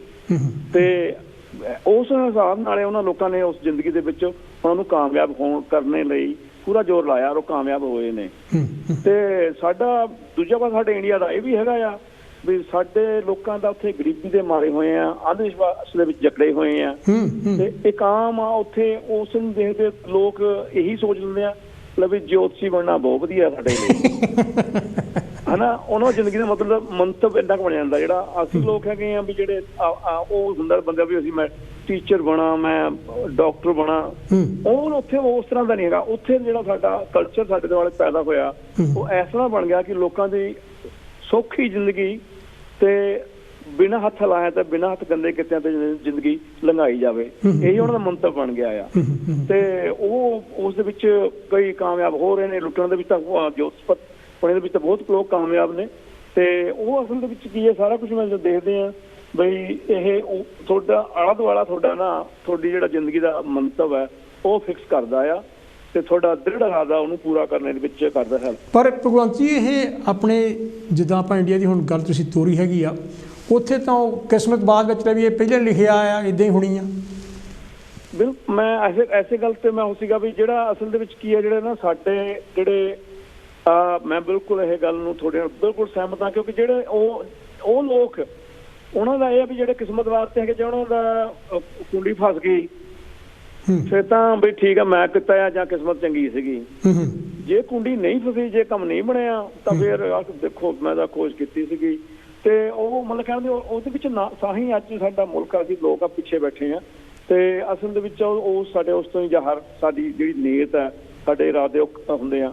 ਹੁਣ ਮੈਂ ਆਪਣੀ ਜ਼ਿੰਦਗੀ ਦਾ ਗੱਲ ਕਰਾਂ ਬਈ ਜਿਸ ਤਰ੍ਹਾਂ ਮੈਂ ਇੱਕ ਗਰੀਬ ਘਰ ਚੋਂ ਹੋਣ ਕਰਕੇ ਲੁਧਿਆਣੇ ਫੈਕਟਰੀਆਂ 'ਚ ਕੰਮ ਕੀਤਾ ਤੇ ਉੱਥੇ ਜਿਹੜਾ ਮਾਹੌਲ ਦੇਖਿਆ, ਉਂਗਲਾਂ ਵਢਾਈਆਂ ਮਸ਼ੀਨਾਂ ਦੇ ਵਿੱਚ, ਗਰੀਬੀ ਦੇਖੀ, ਰੋਟੀ ਜਿਹੜੀ ਸ਼ਾਮ ਨੂੰ ਪੂਰੀ ਮਿਲਦੀ, ਤਾਂ ਉੱਥੇ ਜ਼ਿੰਦਗੀ ਦਾ ਮੰਤਵ ਇਹੀ ਬਣ ਗਿਆ ਯਾਰ ਘੱਟੋ ਘੱਟ ਬਈ ਅਸੀਂ ਇਸ ਜ਼ਿੰਦਗੀ 'ਚੋਂ ਨਿਕਲਾਂ, ਹੋਰ ਕੰਮ ਕੀਤਾ ਜਾਵੇ, ਕੋਈ ਚੰਗਾ ਕੀਤਾ ਜਾਵੇ। ਤੇ ਜਿਹੜੀ ਬੇਇਨਸਾਫੀ ਹੁੰਦੀ ਸੀ ਉੱਥੇ ਮਜ਼ਦੂਰਾਂ ਨਾਲ, ਮੇਰੇ ਨਾਲ, ਉਹਦੇ ਖਿਲਾਫ ਲੜਨੇ ਦਾ ਇਰਾਦਾ ਉਦੋਂ ਲੁਧਿਆਣੇ ਤੋਂ ਬਣਿਆ ਹੋਇਆ ਤੇ ਅੱਜ ਵੀ ਇੱਥੇ ਤੱਕ ਲੜਦੇ ਆ ਰਹੇ ਆ ਤੇ ਕਿਸੇ ਹੱਦ ਤੱਕ ਕਾਮਯਾਬ ਵੀ ਹੈਗੇ ਆ। ਤੇ ਉਹਦੇ ਨਾਲ ਇੱਕ ਜਿਹੜਾ ਵੱਡਾ ਇਰਾਦਾ ਇੱਕ ਹੋਰ ਨਾਲ ਜੁੜਿਆ ਹੈਗਾ, ਤਾਂ ਉਸੇ ਦਾ ਹਿੱਸਾ ਆ ਪਹਿਲੇ ਦਾ ਹੀ। ਤੇ ਅਸਲ 'ਚ ਵੱਡਾ ਇਰਾਦਾ ਇਹ ਹੈ ਕਿ ਜਿਹੜਾ ਅੰਧ ਵਿਸ਼ਵਾਸ ਆ ਸਾਡੇ ਲੋਕਾਂ ਦੇ ਵਿੱਚ, ਇਹ ਹਟਾਵਾਂ। ਭਗਵੰਤ ਜੀ ਇਹ ਨਹੀਂ ਹੈਗਾ ਵੀ ਸਾਡਾ ਸਾਥੀ ਨਾਲ ਲੈ ਕੇ ਲੱਗੇ ਹੋਏ ਆ ਤੇ ਉਸ ਨੂੰ ਦੂਰ ਕਰਨ ਦੀ ਕੋਸ਼ਿਸ਼ ਕਰ ਰਹੇ ਆ, ਮਿਟਾਉਂਦੇ ਆ ਅੰਧ ਵਿਸ਼ਵਾਸ। ਜੇ ਲੋਕਾਂ ਦੇ ਵਿੱਚੋਂ ਹਟ ਜਾਵੇ ਤਾਂ ਇੰਡੀਆ ਦੀਆਂ ਜੇ ਸਾਰੀਆਂ ਨਹੀਂ ਤਾਂ ਵੱਡੀਆਂ ਪ੍ਰੋਬਲਮਸ, ਵੱਡੀਆਂ ਮੁਸ਼ਕਲਾਂ, ਗਰੀਬੀ ਵਰਗੀਆਂ ਉਹ ਦੂਰ ਹੋ ਸਕਦੀਆਂ ਨੇ। ਇਹਦਾ ਤੁਸੀਂ ਕਹਿਣਾ ਚਾਹੁੰਦੇ ਲੈ ਵੀ ਜਿਹੜਾ ਸਾਡਾ ਜ਼ਿੰਦਗੀ ਭਰ ਨਜ਼ਰੀਆ ਹੈਗਾ ਉਹ ਵਿਗਿਆਨਕ ਨਹੀਂ ਹੈ? ਹਾਂ, ਬਹੁਤੇ ਲੋਕਾਂ ਦਾ ਅਸਲ ਤੇ ਵਿਗਿਆਨਿਕ ਨਹੀਂ ਹੈਗਾ ਉਹਨਾਂ ਦਾ। ਹਾਂਜੀ, ਉਹ ਲੋਕ ਆਪਣੇ ਆਪ ਜਿਸ ਤਰ੍ਹਾਂ ਉਹਨਾਂ ਨੂੰ ਹਵਾ ਨੇ ਜਿੱਧਰ ਨੂੰ ਉਹਨਾਂ ਨੂੰ ਗੇੜਾ ਦੇ ਦਿੱਤਾ, ਜਿੱਧਰ ਨੂੰ ਮੂੰਹ ਘੁਮਾਤਾ, ਉਹਨਾਂ ਦਾ ਉਧਰ ਨੂੰ ਮੂੰਹ ਹੋ ਜਾਂਦਾ, ਉਸ ਪਾਸੇ ਨੂੰ ਤੁਰੇ ਰਹਿੰਦੇ ਨੇ। ਕੋਈ ਉਹ ਫਿਕਸ, ਕੋਈ ਆਪਣੇ ਆਪ 'ਚ ਫਿਕਸ ਨਹੀਂ ਕਰਦੇ ਜ਼ਿੰਦਗੀ ਦਾ ਮੰਤਵ। ਉਹ ਇਸ ਤਰ੍ਹਾਂ ਨਹੀਂ ਕਿ ਉਹਨੂੰ ਅਸੀਂ ਧਾਰ ਲੈ ਕੇ ਆਹ ਕੁਛ ਕਰਨਾ ਆ, ਜਦੋਂ ਕਿ ਇਹ ਬਹੁਤ ਜ਼ਰੂਰੀ ਹੈ। ਜੇ ਤੁਹਾਡਾ ਕੋਈ ਜ਼ਿੰਦਗੀ ਦਾ ਤੁਸੀਂ ਕੋਈ ਫਿਕਸ ਨਹੀਂ ਕੀਤਾ, ਤੁਸੀਂ ਜਾਣਾ ਲੁਧਿਆਣੇ ਆ ਤਾਂ ਤੁਸੀਂ ਵਿੱਚ ਕਹਿੰਦੇ ਲੁਧਿਆਣੇ ਜਾਣਾ ਕਿ ਮੈਂ ਇੱਧਰ ਨੂੰ ਅੰਬਾਲੇ ਵੱਲ ਨੂੰ ਹੋ ਜਾਵਾਂ, ਫਿਰ ਤੁਸੀਂ ਅੰਬਾਲੇ ਪਹੁੰਚੋਗੇ, ਲੁਧਿਆਣੇ ਨਹੀਂ ਪਹੁੰਚਣ ਲੱਗੇ। ਤੇ ਤੁਹਾਡਾ ਜੇ ਜ਼ਿੰਦਗੀ ਦਾ ਮਤਲਬ ਫਿਕਸ ਕੀਤਾ, ਤੁਸੀਂ ਆਪਣਾ ਟਾਰਗੇਟ, ਆਪਣਾ ਉਦੇਸ਼ ਜਿਹੜਾ ਰੱਖਿਆ ਜ਼ਿੰਦਗੀ ਦਾ, ਉਹਨੂੰ ਜੇ ਤੁਸੀਂ ਰੱਖੋਗੇ ਫਿਰ ਕਾਮਯਾਬੀ ਮਿਲਦੀ ਆ। ਉਹ ਜ਼ਰੂਰੀ ਹੈਗਾ ਨਾ ਕਿ ਉਸ ਨੂੰ ਹਾਸਲ ਕਰਨ ਲਈ ਇੱਕ ਦ੍ਰਿੜ ਇਰਾਦੇ ਦੀ ਬਹੁਤ ਜ਼ਰੂਰਤ ਹੈਗੀ ਆ। ਬੱਚਿਆਂ ਨੂੰ ਪੜ੍ਹਾ ਲੈਣਾ, ਇੰਗਲੈਂਡ ਵਰਗੇ ਮੁਲਕਾਂ ਦੇ ਵਿੱਚ ਬੱਚੇ ਪੜ੍ਹਾ ਲੈਣੇ, ਮਕਾਨ ਬਣਾ ਲੈਣਾ, ਇਹ ਚੰਗਾ ਤਾਂ ਹੈ ਪਰ ਐਡਾ ਵੱਡਾ ਇਰਾਦਾ ਨਹੀਂ ਹੈ, ਐਡਾ ਵੱਡਾ ਮੰਤਵ ਨਹੀਂ ਹੈ। ਬਿਲਕੁਲ ਬਿਲਕੁਲ। ਹਾਂ, ਜਿਹੜਾ ਮਨੁੱਖ ਦਾ ਮੰਤਵ ਹੈ, ਜੇ ਅਸੀਂ ਇਹ ਬਣਾ ਲਈਏ ਅਸੀਂ ਆਪਣੇ ਗੁਰੂ ਨਾਨਕ ਦੇਵ ਜੀ ਵਾਂਗੂ ਜਾਂ ਗੁਰੂ ਰਵਿਦਾਸ ਜੀ ਵਾਂਗੂ ਜਾਂ ਕਬੀਰ ਜੀ ਵਾਂਗੂ ਅਸੀਂ ਚੇਂਜ ਵੱਡੇ ਕਰਨੇ ਨੇ, ਛੋਟੇ ਛੋਟੇ ਨਹੀਂ ਕਰਨੇ, ਤਾਂ ਫਿਰ ਤੁਸੀਂ ਉਸ ਵਿੱਚ ਕਿਸੇ ਹੱਦ ਤੱਕ ਥੋੜਾ ਜਿਹਾ ਵੀ ਕਾਮਯਾਬ ਹੁੰਦੇ ਹੋ, ਤਾਂ ਤੁਸੀਂ ਸਮਾਜ ਨੂੰ ਕੁਝ ਦੇ ਕੇ ਜਾਂਦੇ ਹੋ, ਸਮਾਜ ਲਈ ਕੁਝ ਕਰਦੇ ਹੋ ਤੁਸੀਂ। ਹਾਂਜੀ ਹਾਂਜੀ। ਤੇ ਤੁਹਾਡੇ ਵਿਚਾਰਾਂ ਲਈ ਬਹੁਤ ਤੁਹਾਡੇ ਨਾਲ ਸੁਣ ਕੇ ਪ੍ਰੋਗਰਾਮ ਚੱਲ ਰਿਹਾ, ਬਹੁਤ ਡਟੇ ਰਹੋ। ਥੈਂਕ ਯੂ ਜੀ, ਥੈਂਕ ਯੂ ਥੈਂਕ ਯੂ ਜੀ। ਸੁਧਾਰ ਕਰਕੇ ਹਟਾਂਗੇ, ਮਿਹਰਬਾਨੀ, ਬਹੁਤ ਮਿਹਰਬਾਨੀ ਜੀ। ਇਹ ਤਾਂ ਸੀ ਜੀ ਭਗਵੰਤ ਸਿੰਘ ਹੁਣੀ, ਜਿਹੜੇ ਤਰਕਸ਼ੀਲ ਸੁਸਾਇਟੀ ਦੇ ਵੀ ਸੀਨੀਅਰ ਕਾਰਕੁਨ ਹੈਗੇ ਆ ਤੇ IWA ਦੇ ਵੀ ਇਹ ਸੈਕਟਰੀ ਹੈਗੇ ਆ ਇੱਥੇ। ਇੱਧਰਲੇ ਪਾਸੇ ਬਹੁਤ ਵੱਡਾ ਇਹ ਕੰਮ ਕਰ ਰਿਹਾ ਹੈਗਾ ਤਾਂ ਕਿ ਲੋਕਾਂ 'ਚੋਂ ਵਹਿਮ ਭਰਮ ਦੂਰ ਕੀਤੇ ਜਾ ਸਕਣ ਅਤੇ ਵਿਗਿਆਨਕ ਸੋਚ ਲੋਕਾਂ ਬਣਾਈ ਜਾਵੇ, ਜਾਂ ਕਿਸੇ ਨਾਲ ਵੀ ਕੋਈ ਜਿਹੜਾ ਇਨਜਸਟਿਸ ਹੁੰਦਾ ਹੈਗਾ ਖਾਸ ਕਰਕੇ ਮਜ਼ਦੂਰਾਂ ਦੇ ਕੋਲ ਵਿੱਚ, ਅਤੇ ਜਿਹੜਾ ਹੈਗਾ ਉਹਨਾਂ ਦੇ ਹੱਕ ਵਿੱਚ ਸਦਾ ਇਹ ਜਿਹੜਾ ਹੈਗਾ ਆਪਣੀ ਆਵਾਜ਼ ਬੁਲੰਦ ਕਰਦੇ ਆ। ਕਿਉਂਕਿ ਜਿਹੜੀ ਸਾਡੀ ਜ਼ਿੰਦਗੀ ਦੀ ਮੰਜ਼ਿਲ ਹੈ ਵੀ ਅਸੀਂ ਜ਼ਿੰਦਗੀ ਵਿੱਚ ਕਰਨਾ ਕੀ ਚਾਹੁੰਦੇ ਹਾਂ। ਹੈਲੋ ਜੀ, ਕੌਣ ਤੇ ਜੀ, ਕਿੱਥੋਂ ਬੋਲਦੇ? ਵੈਲਕਮ ਹੈ ਜੀ। ਹਾਂਜੀ, ਮੇਰਾ ਨਾਮ ਪੁਰਸ਼ੋਤਮ ਹੈ ਜੀ। ਹਾਂਜੀ ਪੁਰਸ਼ੋਤਮ ਜੀ, ਕੀ ਕਹਿਣਾ ਚਾਹੋਗੇ? ਹੈਲੋ, ਆਵਾਜ਼ ਨਹੀਂ ਆ ਰਹੀ ਟੈਲੀਫੋਨ ਤੇ। ਨਹੀਂ ਨਹੀਂ ਠੀਕ ਆ, ਤੁਸੀਂ ਇਦਾਂ ਕਰੋ ਟੈਲੀਵਿਜ਼ਨ ਨੂੰ ਬੰਦ ਕਰ ਲਓ ਤੇ ਫਿਰ ਮੇਰੇ ਨਾਲ ਗੱਲ ਕਰੋ। ਹਾਂਜੀ, ਟੈਲੀਵਿਜ਼ਨ ਬੰਦ ਹੈ ਤੇ ਤੁਹਾਡੇ ਨਾਲ ਗੱਲ ਹੈ। ਹਾਂਜੀ ਹਾਂਜੀ ਕਰੋ ਗੱਲ, ਮੈਨੂੰ ਸੁਣ ਰਹੀ ਆਵਾਜ਼। ਪਹਿਲਾਂ ਤਾਂ ਤੁਹਾਨੂੰ ਸਾਰਿਆਂ ਨੂੰ happy new year. Thank you ਜੀ, ਥੈਂਕ ਯੂ। ਤੇ ਆ ਤੁਹਾਡਾ ਟੌਪਿਕ ਤਾਂ ਬਹੁਤ ਐਜੂਕੇਟਿਵ ਆ ਔਰ ਬਹੁਤ ਅੱਛਾ ਆ। ਹਾਂਜੀ ਹਾਂਜੀ ਥੈਂਕ ਯੂ। ਮੈਂ ਦੇਖਿਆ ਕਿ ਮੇਰੇ ਹਿਸਾਬ ਦੇ ਨਾਲ ਤਾਂ ਨਾ ਇਦਾਂ ਆ ਕਿ ਆਦਮੀ ਨੂੰ ਡੈਡੀਕੇਸ਼ਨ ਡਿਵੋਸ਼ਨ ਚਾਹੀਦੀ ਆ। ਤੇ ਆ ਜਿਹੜਾ ਤੁਹਾਨੂੰ ਕਿੱਧਰ ਨੂੰ ਲੈ ਕੇ ਜਾ ਰਿਹਾ ਉਹ ਤੁਹਾਡੀ ਕਿਸਮਤ ਲੈ ਕੇ ਜਾ ਰਹੀ ਆ। ਇਹ ਇੱਕਦਮ ਐਗਜ਼ੈਕਟਲੀ ਇਦਾਂ ਹੀ ਆ ਜਿੱਦਾਂ ਕਿਸਾਨ ਇੱਕ ਦਾਣਾ ਕਣਕ ਦਾ ਬੀਜਦਾ ਆ, ਪਰ ਉਹਨੂੰ ਇਹ ਪਤਾ ਨਹੀਂ ਕਿ ਕਿੰਨੇ ਸਿੱਟੇ 'ਚ ਕਿੰਨੇ ਦਾਣੇ ਲੱਗਣੇ ਆ ਤੇ ਕਿੰਨਾ ਕੋ ਹੋਣਾ ਆ ਕਿ ਨਹੀਂ ਹੋਣਾ। ਪਰ ਉਹਦਾ ਇੰਨਾ ਹੀ ਕੰਮ ਆ ਕਿ ਉਹਦੀ ਨਾ ਉਹ ਪਾਲਣਾ ਪੂਰੀ ਕਰੇ। ਹਾਂਜੀ ਹਾਂਜੀ ਹਨਾ, ਇਹੀ ਡੈਡੀਕੇਸ਼ਨ ਤੇ ਡਿਵੋਸ਼ਨ ਆ। ਤੇ ਮੈਂ ਆਟੋਬਾਇਓਗ੍ਰਾਫੀ ਪੜ੍ਹਦਾ ਸੀ ਰਤਨ ਟਾਟਾ ਦੀ। ਹਾਂਜੀ ਹਾਂਜੀ ਉਹ ਡਾਊਨ ਟੂ ਦੀ ਅਰਥ ਆਦਮੀ ਆ। ਬਿਲਕੁਲ ਬਿਲਕੁਲ। ਔਰ ਉਹਦੀ ਡੈਡੀਕੇਸ਼ਨ ਕੀ ਆ ਕਿ ਬਈ ਉਹਨੇ ਜੋ ਕੁਝ ਕੰਮ ਕਰਨਾ ਆ ਔਰ ਧਰਮ ਦਾ ਕੰਮ ਕਰਨਾ ਉਹ ਕਰੀ ਜਾਣਾ ਆ, ਬਾਕੀ ਪਰਮਾਤਮਾ ਨੇ ਉਹਨੂੰ ਦੇਣਾ ਆ। ਹਨਾ, ਆ ਮੈਂ ਦੇਖਿਆ। ਮੈਂ ਹੁਣੇ ਹੀ ਅਸਲ 'ਚ ਕੇਨੀਆ ਤੋਂ ਆਇਆ ਤੇ ਮੈਂ ਮੇਰਾ ਇੱਕ ਦੋਸਤ ਹੈਗਾ, ਉਹ ਅੱਜ ਕੱਲ ਅਵਾਕਾਡੋ ਦੀ ਪਲਾਂਟੇਸ਼ਨ ਕਰਦਾ ਆ। ਪਰ ਉਹਦੀ ਲਾਈਫ ਹਿਸਟਰੀ ਕੀ ਆ ਕਿ ਥੋੜੇ ਸਾਲ ਪਹਿਲਾਂ ਉਹ ਲੱਕੜੀ ਵੇਚਦਾ ਸੀ, ਘਾਟੇ 'ਚ ਚਲੇ ਗਿਆ। ਅੱਛਾ ਜੀ। ਉਹ ਸ਼ਹਿਰ ਦੇ ਵਿੱਚੋਂ ਨਿਕਲ ਕੇ ਤਾਂ ਇੱਕ ਜੰਗਲ ਦੇ ਵਿੱਚ ਸਬਜ਼ੀ ਬੀਜਣ ਦਾ ਕੰਮ ਸ਼ੁਰੂ ਉਹਨੇ ਕੀਤਾ। ਹਾਂਜੀ ਹਾਂਜੀ। ਪਰ ਉਹ ਸਬਜ਼ੀ ਬੀਜਦੇ ਫਲਾਵਰੀ 'ਚ ਚਲੇ ਗਿਆ। ਇਸ ਵੇਲੇ ਉਹਦੇ ਕੋਲ 5-7 ਹਜ਼ਾਰ ਏਕੜ ਦੀ ਫਲਾਵਰੀ ਆ। ਵਾਹ ਵਾਹ। ਹਨਾ, one of the biggest flower exporters in Kenya. ਹਨਾ, ਤੇ ਉਹਨੂੰ ਆਹ ਨਵਾਂ ਟੌਪਿਕ ਮਿਲਿਆ ਕਿ ਅੱਜ ਕੱਲ ਅਵਾਕਾਡੋ ਦੀ ਡਿਮਾਂਡ ਹੈ ਦੁਨੀਆ ਦੇ ਵਿੱਚ। ਬਿਲਕੁਲ ਬਿਲਕੁਲ। ਤੇ ਉਹਨੇ ਸਾਊਥ ਇੰਡੀਆ ਤੋਂ ਨਾ ਐਗਰੋਨੋਮਿਸਟ ਮੰਗਵਾ ਲਏ ਆ ਤੇ ਉਹ ਇਸ ਵੇਲੇ ਉਹਦੀ ਸੀਡਲਿੰਗਸ ਬੜੀ ਬਣਾ ਰਹੇ ਆ। ਹਾਂਜੀ। ਔਰ ਉਹ ਮੈਨੂੰ ਦੱਸ ਰਿਹਾ ਸੀ ਕਿ ਆਹ ਜਿਹੜੇ ਨਾ ਉਹਦੀ ਸੀਡਲਿੰਗਸ ਨੈਕਸਟ ਈਅਰ ਦੇ ਜਨਵਰੀ ਤਾਈਂ ਆਲਰੇਡੀ ਬੁੱਕਡ ਆ। ਔਰ ਜਿਸ ਕੀ ਚੀਜ਼ ਹੈਗੀ ਕਿ ਆ ਤਾਂ ਡਿਵੋਸ਼ਨ ਹੀ ਆ, ਸਾਰੀ ਡੈਡੀਕੇਸ਼ਨ ਹੀ ਆ। ਔਰ ਕਿੱਧਰ ਨੂੰ ਜਾਣਾ ਆ, ਉਹ ਲੱਕੜੀ ਵੇਚਦਾ ਆਵਾਕਾਡੋ ਬਣਾਉਣ ਲੱਗ ਪਿਆ। ਆ ਤਾਂ ਪਰਮਾਤਮਾ ਦੀ ਦੇਣ ਹੀ ਆ ਉਹਦੀ। ਇਹ ਭਾਜੀ ਤੁਸੀਂ ਕੋਈ ਆਪਣੀ ਜ਼ਿੰਦਗੀ ਦਾ ਕੋਈ ਲਕਸ਼ ਬਣਾਇਆ ਹੋ ਜਾਂ ਡਿਫਿਕਲਟੀਜ਼ ਕੀ ਆਈਆਂ, ਤੁਸੀਂ ਕੋਈ ਅਚੀਵ ਕੀਤਾ ਉਹ ਆਪਣਾ, ਕਿੱਥੇ ਪਹੁੰਚੇ? ਮੈਂ ਬਹੁਤ ਕਹਿ ਲਓ ਕਿ ਡਾਊਨ ਟੂ ਦੀ ਅਰਥ ਆ। ਹਾਂਜੀ। ਹਨਾ, ਇੰਨਾ ਜ਼ਿਆਦਾ ਐਂਬੀਸ਼ੀਅਸ ਵੀ ਨਹੀਂ ਹੈਗਾ ਮੈਂ। ਹਾਂਜੀ। ਤੇ ਮੈਨੂੰ ਹੋਸ਼ ਆਈ ਆ ਤੇ ਮੈਂ ਨਾ I have found it very easy. ਹਾਂਜੀ ਹਾਂਜੀ ਹਾਂਜੀ। ਤੇ ਬਸ ਜਿਹੜੇ ਬੱਚਿਆਂ ਦੀ ਸੇਵਾ ਕਰਨੀ ਆ, ਬੱਚਿਆਂ ਨੂੰ ਪੜ੍ਹਾ ਲਿਆ, ਉਹਨਾਂ ਨੂੰ ਆਪਣੇ ਆਪਣੇ ਘਰ ਵਸਾ ਲਿਆ, ਬਸ ਆਹੀ ਮੇਰਾ, ਹੋਰ ਹੈ ਨਹੀਂ ਹੋਰ ਮੇਰਾ ਕੁਛ। ਹਾਂਜੀ ਕੋਈ, ਥੈਂਕ ਯੂ ਜੀ, ਥੈਂਕ ਯੂ ਪੁਰਸ਼ੋਤਮ ਜੀ। ਇਹ ਤਾਂ ਸੀ ਜੀ ਭਾਜੀ ਪੁਰਸ਼ੋਤਮ ਹੋਣੀ, ਜਿਨ੍ਹਾਂ ਨੇ ਬਹੁਤ ਹੀ ਕੰਮ ਦੀਆਂ ਗੱਲਾਂ ਕੀਤੀਆਂ ਤੇ ਕੁਛ ਐਗਜ਼ਾਮਪਲ ਵੀ ਦਿੱਤੀਆਂ ਹੈਗੀਆਂ ਜਿਹੜਾ ਵੀ ਕਿਸ ਤਰ੍ਹਾਂ ਯਾਨੀ ਕਿ ਤੁਸੀਂ ਕਾਮਯਾਬ ਹੋ ਸਕਦੇ ਹੈਗੇ ਆ। ਮੈਨੂੰ ਯਾਨੀ ਕਿ ਯਾਦ ਆ ਰਿਹਾ ਆਪਣੇ ਭਾਜੀ ਅਤੇ ਬਾਕੀ ਵੀ ਜਿਹੜੇ ਦਰਸ਼ਕ ਹੈਗੇ ਆ, ਜਦੋਂ ਮੈਂ ਇੱਥੇ ਆਇਆ ਹੈਗਾ ਉਦੋਂ ਪਹਿਲਾਂ ਜਿਹੜਾ ਕੰਮ ਕੀਤਾ ਬੇਕਰੀ ਵਿੱਚ ਕੀਤਾ, ਉਸ ਤੋਂ ਬਾਅਦ ਫੈਕਟਰੀ ਵਿੱਚ ਕੰਮ ਕਰਨ ਲੱਗ ਪਿਆ। ਅਤੇ ਮੈਂ ਜਦੋਂ ਯਾਨੀ ਕਿ ਲੋਕਾਂ ਨੂੰ ਦੇਖਣ ਵਾਲੇ ਵੀ ਉਹ ਬੱਸ ਸਟਾਪ 'ਤੇ ਜਿੱਥੋਂ ਮੈਂ ਚੜ੍ਹਦਾ ਹੁੰਦਾ ਸੀਗਾ ਉਹਨਾਂ ਦੇ ਕੋਲ ਬਰੀਫ ਕੇਸ ਫੜਿਆ ਹੈਗਾ। ਅਤੇ ਮੈਂ ਹੈਲੋ ਜੀ, ਕੌਣ ਤੇ ਜੀ, ਕਿੱਥੋਂ ਬੋਲਦੇ ਆ? ਵੈਲਕਮ ਹੈ ਜੀ। ਮੈਂ ਮੈਨਚੈਸਟਰ ਤੋਂ ਬੋਲਦਾ, ਗੁਰਬਚਨ ਬੋਲਦਾ। ਤੁਹਾਡਾ ਪ੍ਰੋਗਰਾਮ ਬੜਾ ਸੋਹਣਾ ਹੈ। ਮੈਂ ਕਹਿੰਦਾ ਜ਼ਿੰਦਗੀ ਪੋਜ਼ਿਟਿਵ ਸੋਚਣਾ ਚਾਹੀਦਾ ਹੈ। ਹਾਂਜੀ। ਤੇ ਯੂ ਕਾਂਟ ਗੋ ਰੌਂਗ। ਅੱਛਾ ਜੀ। ਮੈਂ ਜਿਸ ਕੰਟਰੀ ਚ ਆ, ਮੈਂ ਬਿਲਕੁਲ ਜੋ ਬੋਲਾਂਗਾ ਸੱਚ ਬੋਲਾਂਗਾ। ਤੁਸੀਂ ਬੋਲਦੇ ਸੱਚ ਆ। ਫੋਨ ਲੈ ਕੇ ਇਸ ਕੰਟਰੀ ਚ ਆਇਆ ਤੇ ਮੈਂ ਨੌਕਰੀ ਕੀਤੀ ਕਿਸੇ ਵੇਅਰ ਹਾਊਸ ਵਿੱਚ।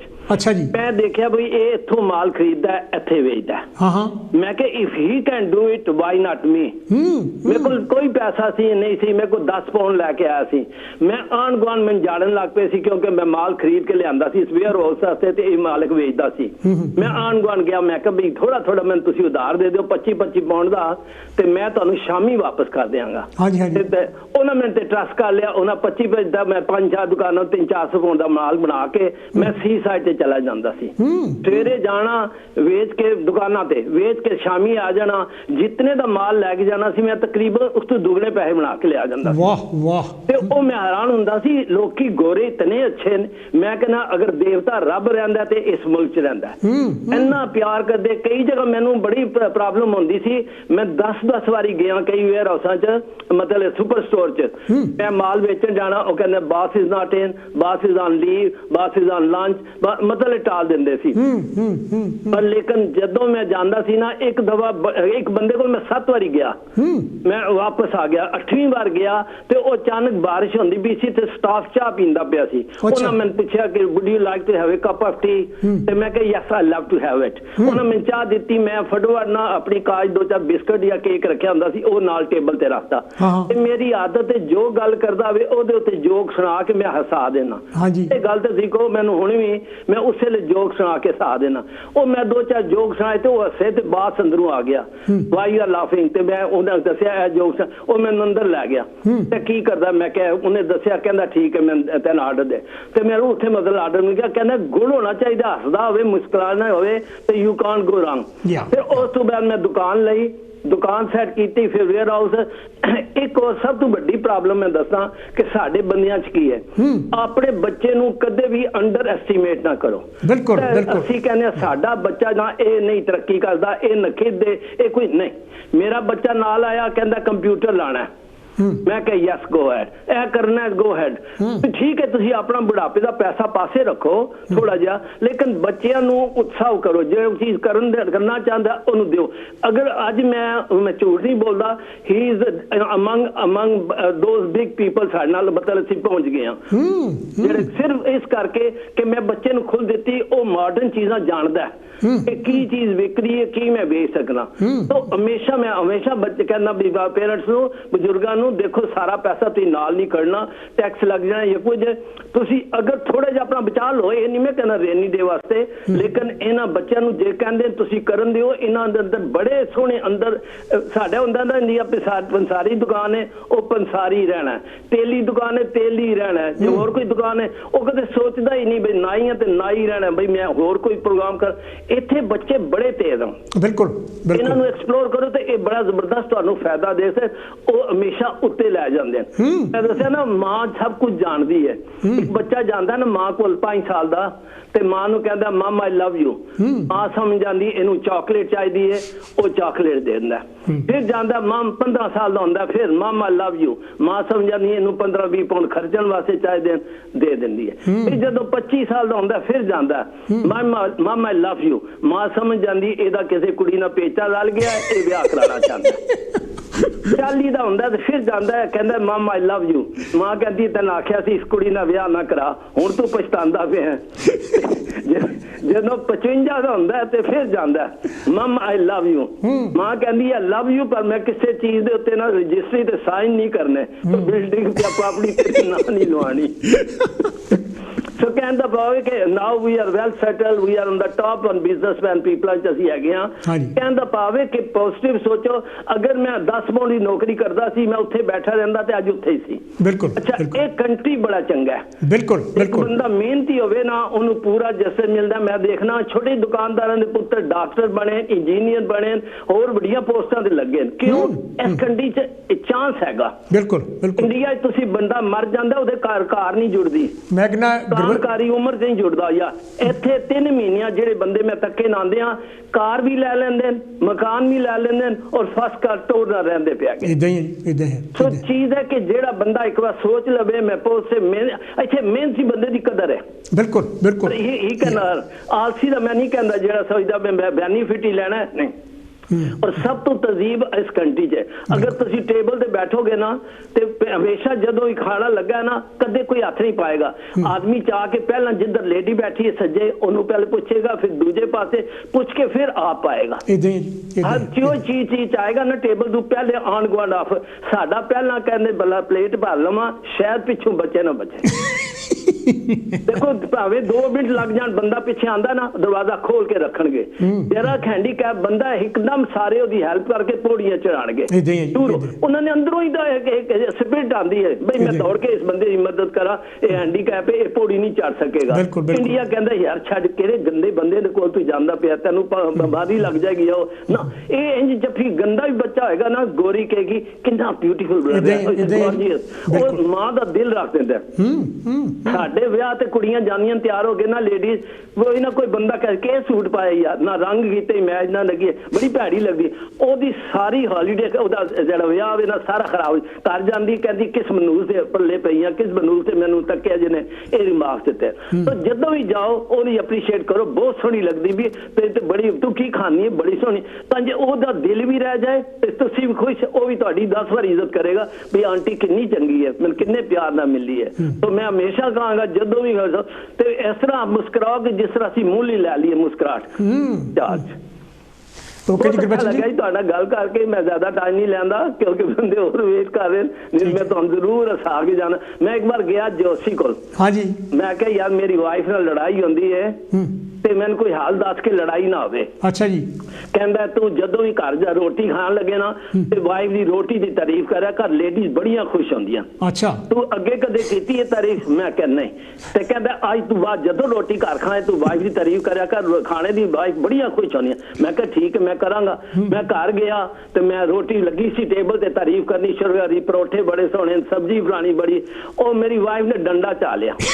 ਕਹਿੰਦੀ ਇਹ 25 ਸਾਲ ਹੋ ਗਏ ਨੇ ਵਿਆਹਿਆ, ਇੱਕ ਦਿਨ ਤੋਂ ਤਾਰੀਫ ਨਹੀਂ ਕੀਤੀ ਤੇ ਅੱਜ ਨੈਕਸਟ ਡੋਰ ਤੋਂ ਰੋਟੀ ਆਈ ਹੈ ਤਾਰੀਫ ਪੁੱਲ ਬੰਦ ਦਿੱਤੇ।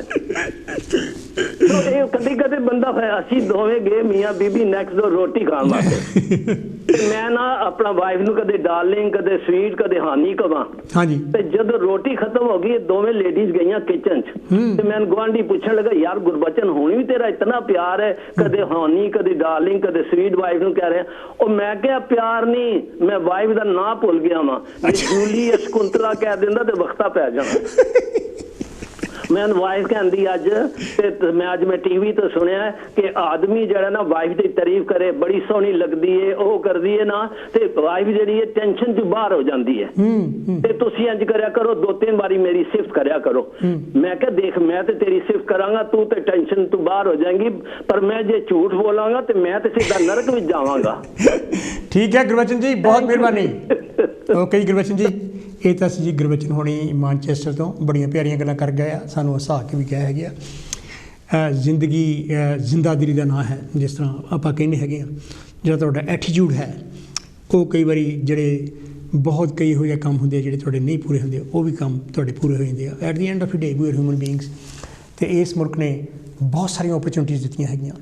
ਜਿਸ ਤਰ੍ਹਾਂ ਮੈਂ ਅਸੀਂ ਗੱਲ ਕਰ ਰਿਹਾ ਜਦੋਂ ਮੈਂ ਦੇਖਣਾ ਲੋਕਾਂ ਨੂੰ ਬਰੀਫ ਕੇਸ ਲੈ ਕੇ ਕੋਈ ਜਾ ਰਿਹਾ ਬੱਸ ਸਟਾਪ 'ਤੇ ਅਤੇ ਮਨ ਵਿੱਚ ਲੂਰੀਆਂ ਉੱਠਣੀਆਂ ਲੈ ਵੀ ਕਦੀ ਮੈਂ ਵੀ ਬਰੀਫ ਕੇਸ ਲਊਂਗਾ, ਕਦੀ ਮੈਂ ਵੀ ਜਿਹੜਾ ਹੈਗਾ ਇੱਦਾਂ ਆਫਿਸ ਵਿੱਚ ਜਾਇਆ ਕਰੂੰਗਾ, ਕਦੀ ਮੈਂ ਵੀ ਫੈਕਟਰੀ ਵਿੱਚੋਂ ਛੁਟਕਾਰਾ ਆਣ ਕੇ ਪਾਊਂਗਾ ਜਿੱਥੇ ਮੈਂ 6 to 6 12 ਘੰਟੇ ਕੰਮ ਕਰਦਾ।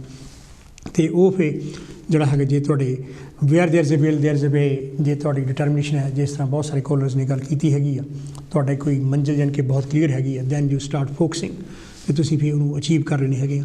ਇਸੇ ਤਰ੍ਹਾਂ ਹੀ ਮੈਂ ਤੁਹਾਡੇ ਤੋਂ ਵੀ ਜਾਣਨਾ ਚਾਹੁੰਦਾ ਕਿ ਤੁਸੀਂ ਆਪਣੀ ਜ਼ਿੰਦਗੀ ਵਿੱਚ।